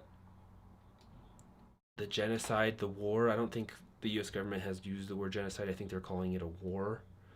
The Israeli-Hamas war, even though the casualties are almost entirely Palestinian civilians. Theoretically, you could argue they're creating more Hamas than they're killing, because they're not offering solutions. They are continuing to take lives, and they're not providing a map forward for justice and living alongside other cultures. But the U.S. response is the humanitarian aid needs to happen, but we don't want to put boots on the ground to make it happen. And so what they have suggested is that we create temporary docking structure. Now, it's on the other side of the world, which means it's going to take time to set up. That said, we do have military ships in this region, as well as numerous geopolitical allies who have been calling for ceasefires and calling for humanitarian aid, who would be willing to help us. And so, returning to the need, there's no ports, there's no harbors here. If there was, and I assume there was at one point, they have been destroyed. The Shifa hospital has been closed down and bombed and repeatedly attacked. This might be the closest thing to, like a harbor, and these are all just like smaller ships versus like a freighter that can bring in levels of aid. But I guess one step at a time. How I see this, and what I want to propose is that this isn't actually that hard to do when you are a government that is the level of like the United States. And it's not even that hard to do without like putting people on the ground. And we're going to talk through this just a little bit, because if we bring another document that we can look at together while talking this through, maybe I'll put you on the left side while we look at the map on the right side.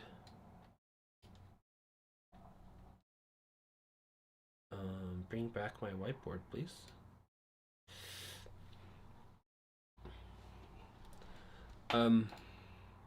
we have called for like a ceasefire. It's like a temporary ceasefire. It hasn't happened yet. Netanyahu's off his whacker. And they are dehumanizing other people. They're doing the whole like colonizer, take it away, brutal, but with modern day weapons.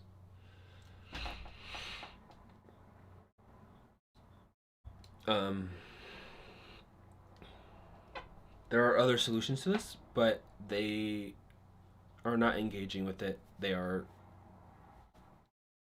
yeah.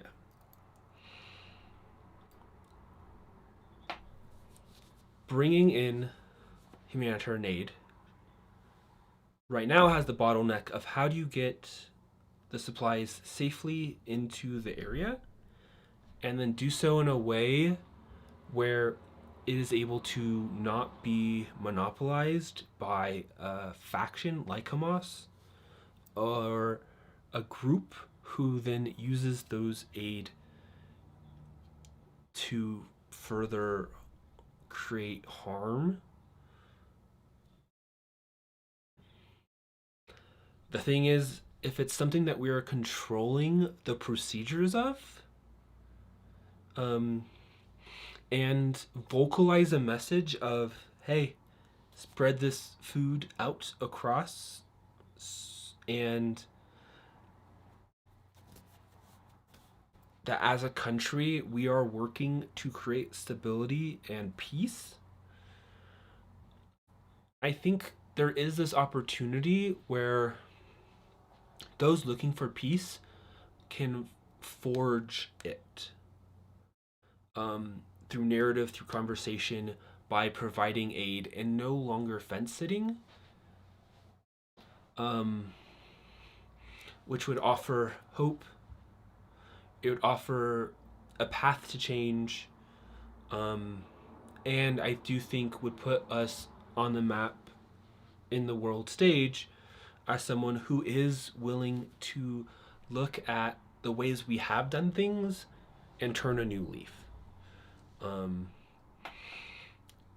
And even doing so when it is an ally who is pushing us to the brink of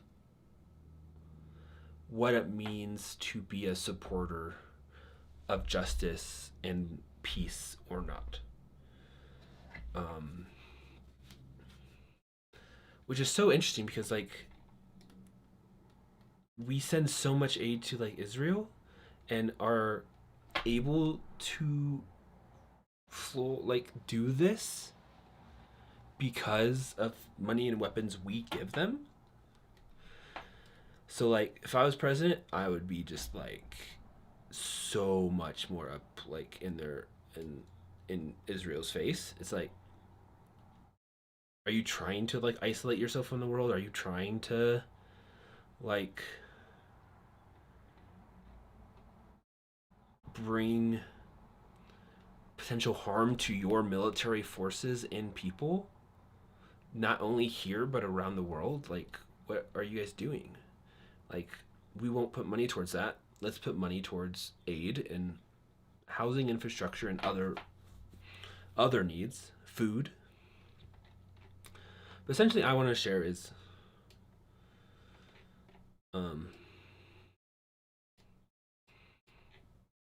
let's find a place that is on this map so that we can get a sense for the geography is what I was looking for. Here. So this is a beach area. I don't know when this, okay, October 2020. Their number of tents, the buildings, people living. We're the U.S. military. Not only can we help protect shipments and large industrial ships, or all different sizes of industrial ships bringing food, aid, and supplies through maybe like tankers, but just shipments. If we park some of those boats with military protection out of ways from sea a bit, we connect that with I mean, you could start building like a harbor-esque platform out at sea or somewhere else and then construct it and then move it closer to these beaches, anchor it, put a transportation line between that and another one of these platforms further out, and that be the place where the ships pull in, load off goods. You attach it to one of these wires. Maybe you attach it to an automated boat, a boat drone. I mean, you could have people captain the ships who are willing to be intermediaries. I do think there are different factions that might be willing to be that.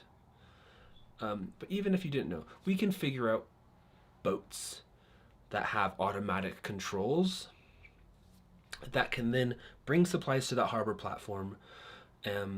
We can set up multiple of these harbor platforms. We can bring in aid that then comes to these beaches that can then be dispersed.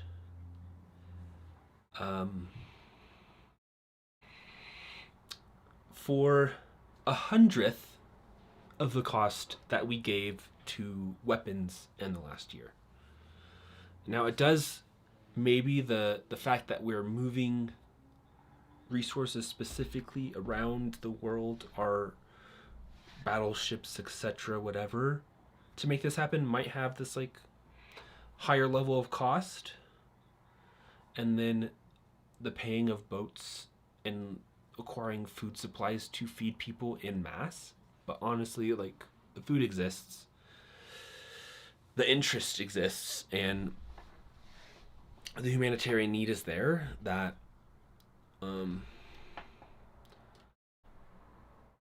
I think we can get it done.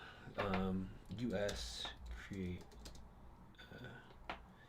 was it harbor for humanitarian need, Gaza. Temporary port off Gaza. Which was announced at the President's State of the Union, but I haven't, and there's some articles from about a month ago. But it might not be ready for 60 days. A floating U.S. military port to speed up aid to Gaza.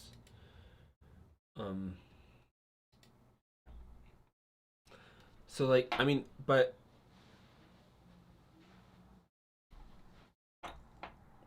there are groups that want to do humanitarian aid, and we're just like, maybe it's not. I mean, we're complicit.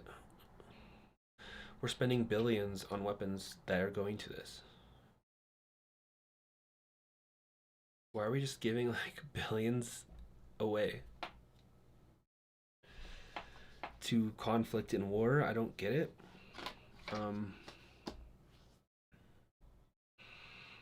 We could.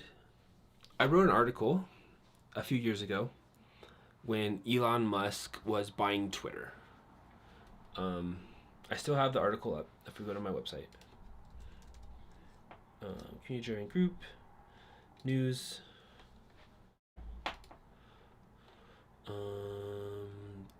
2020, it's ways back. Could 6 billion solve world hunger and be transparent doing it? And then I did a follow-up because so I wrote this first post when there was a World Food Organization who tweeted at Elon. It was like, give us $6 million and we can solve world hunger. Turns out, he was like, give me a plan and I'll do it. Turns out their plan was like a year of feeding people. It wasn't laying down long-term infrastructure. And what I meant to solve and look at was, could you solve world hunger permanently with a $6 billion investment? And what I found out was you could. That it's hard for us to calculate how much money a billion really is, but 100 millions is, no, it's 1,000 millions is a single billion. So you have 6,000 million. And that with that amount of money, you could create the infrastructure around the world to solve world hunger. It would just probably take you about 15 to 20 years to fully set it up and have it be sustainable. And what this essentially came down to was $50 million investments. And you would do that to create regenerative farm centers around the world that would be holistic and include some level of housing, as well as infrastructure into food, herbs, medicine, and other things you can do through a regenerative farm. And that 110 bundles of 50 million, which is 5.5 billion of SIT, is 5.5 billion. You could create 110 regenerative agricultural centers around the world that, as they got going, could become economic centers that continue to house, feed, sustain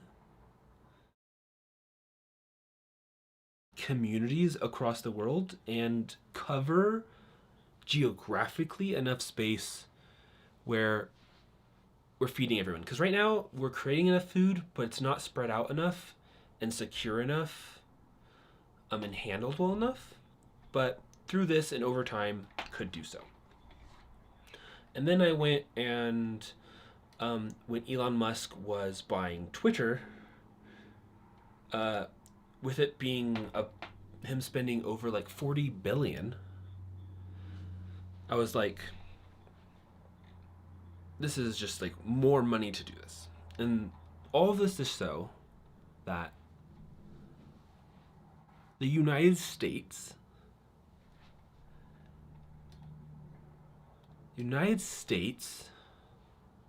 with the money we've given Israel in the last year could put down the seeds to solve world hunger and help combat climate change and create world security that would create more peace and goodwill from other countries and people than any amount of weapons does. And the weapons actually does the opposite.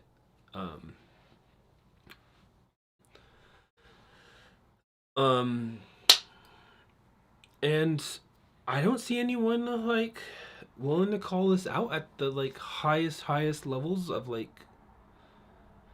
I mean, we have some government, we have some like people like AOC, some of the squad, Bernie Sanders,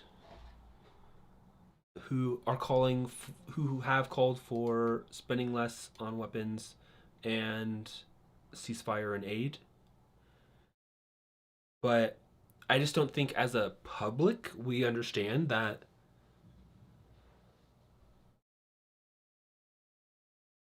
we are choosing to allow weapon manufacturing companies and the fear that they sell us, which is supported because they are creating distrust across the world. They are creating the ability for bad actors to do harm and overthrow governments and like all these like different levels. We are letting that control us when the US could be known on the world stage within the next decade as being the country wanting to stop world hunger and build a better world and economic environmental situation for the rest of our time as a planet here. Like, we could be setting up those seeds for our kids and our grandkids, that they are born into a world that is actively working together to support everyone and is actually figuring it out, because that's where we're putting our attention, our money, our resources. And we could be inspiring thousands to tens of thousands to millions in that shared vision that we each have our small bit and part of. And that's just some of what I wanted to share, because we're not talking about it enough. And there being a humanitarian crisis, not only here, there's other places around the world, not just in Gaza, but there's places around the world that we are ignoring,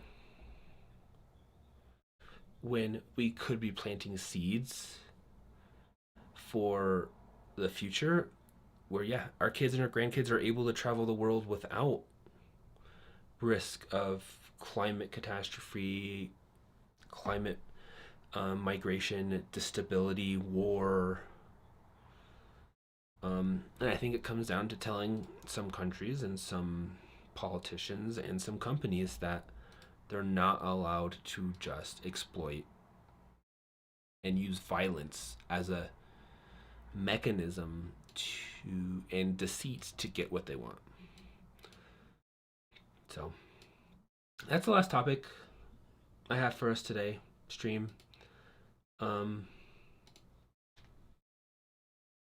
Thank you all for watching.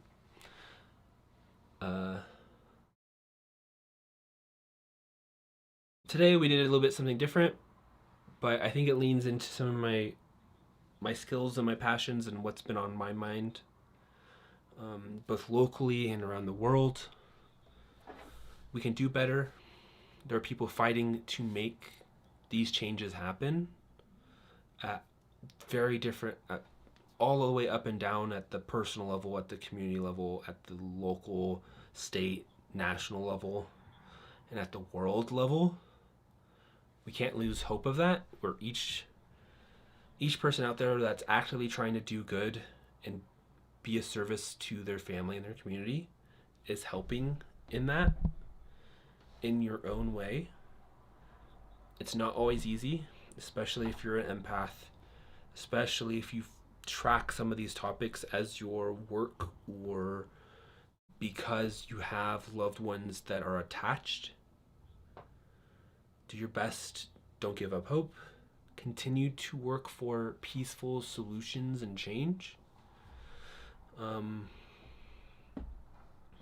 We're in this pivotal point where I think only because internet and organizing skills and different grassroots movements have gotten so good that we're able to have a conversation without corporations and greed and people in power completely shutting it down. And these are symptoms of bigger problems that we do need to face as a society. But I have faith that we can work through it and build that better world, so that down the line our kids and our grandkids and our great grandkids no longer have to face and are given a world where they have same levels of beauty, opportunity, freedom, and ability to pursue and spend time with those things that they care about. That's how I'm going to sign off today, y'all. Thank you for watching, if you're watching live or if you're watching later. Fridays are our policy focus day, but we do stream. I'm going to be working on a stream schedule this weekend going into next week, but I have a number of projects. We sometimes cover other things, but here we are for today. So have a lovely weekends, everyone. With peace and love from Colorado, Braden Miguel out.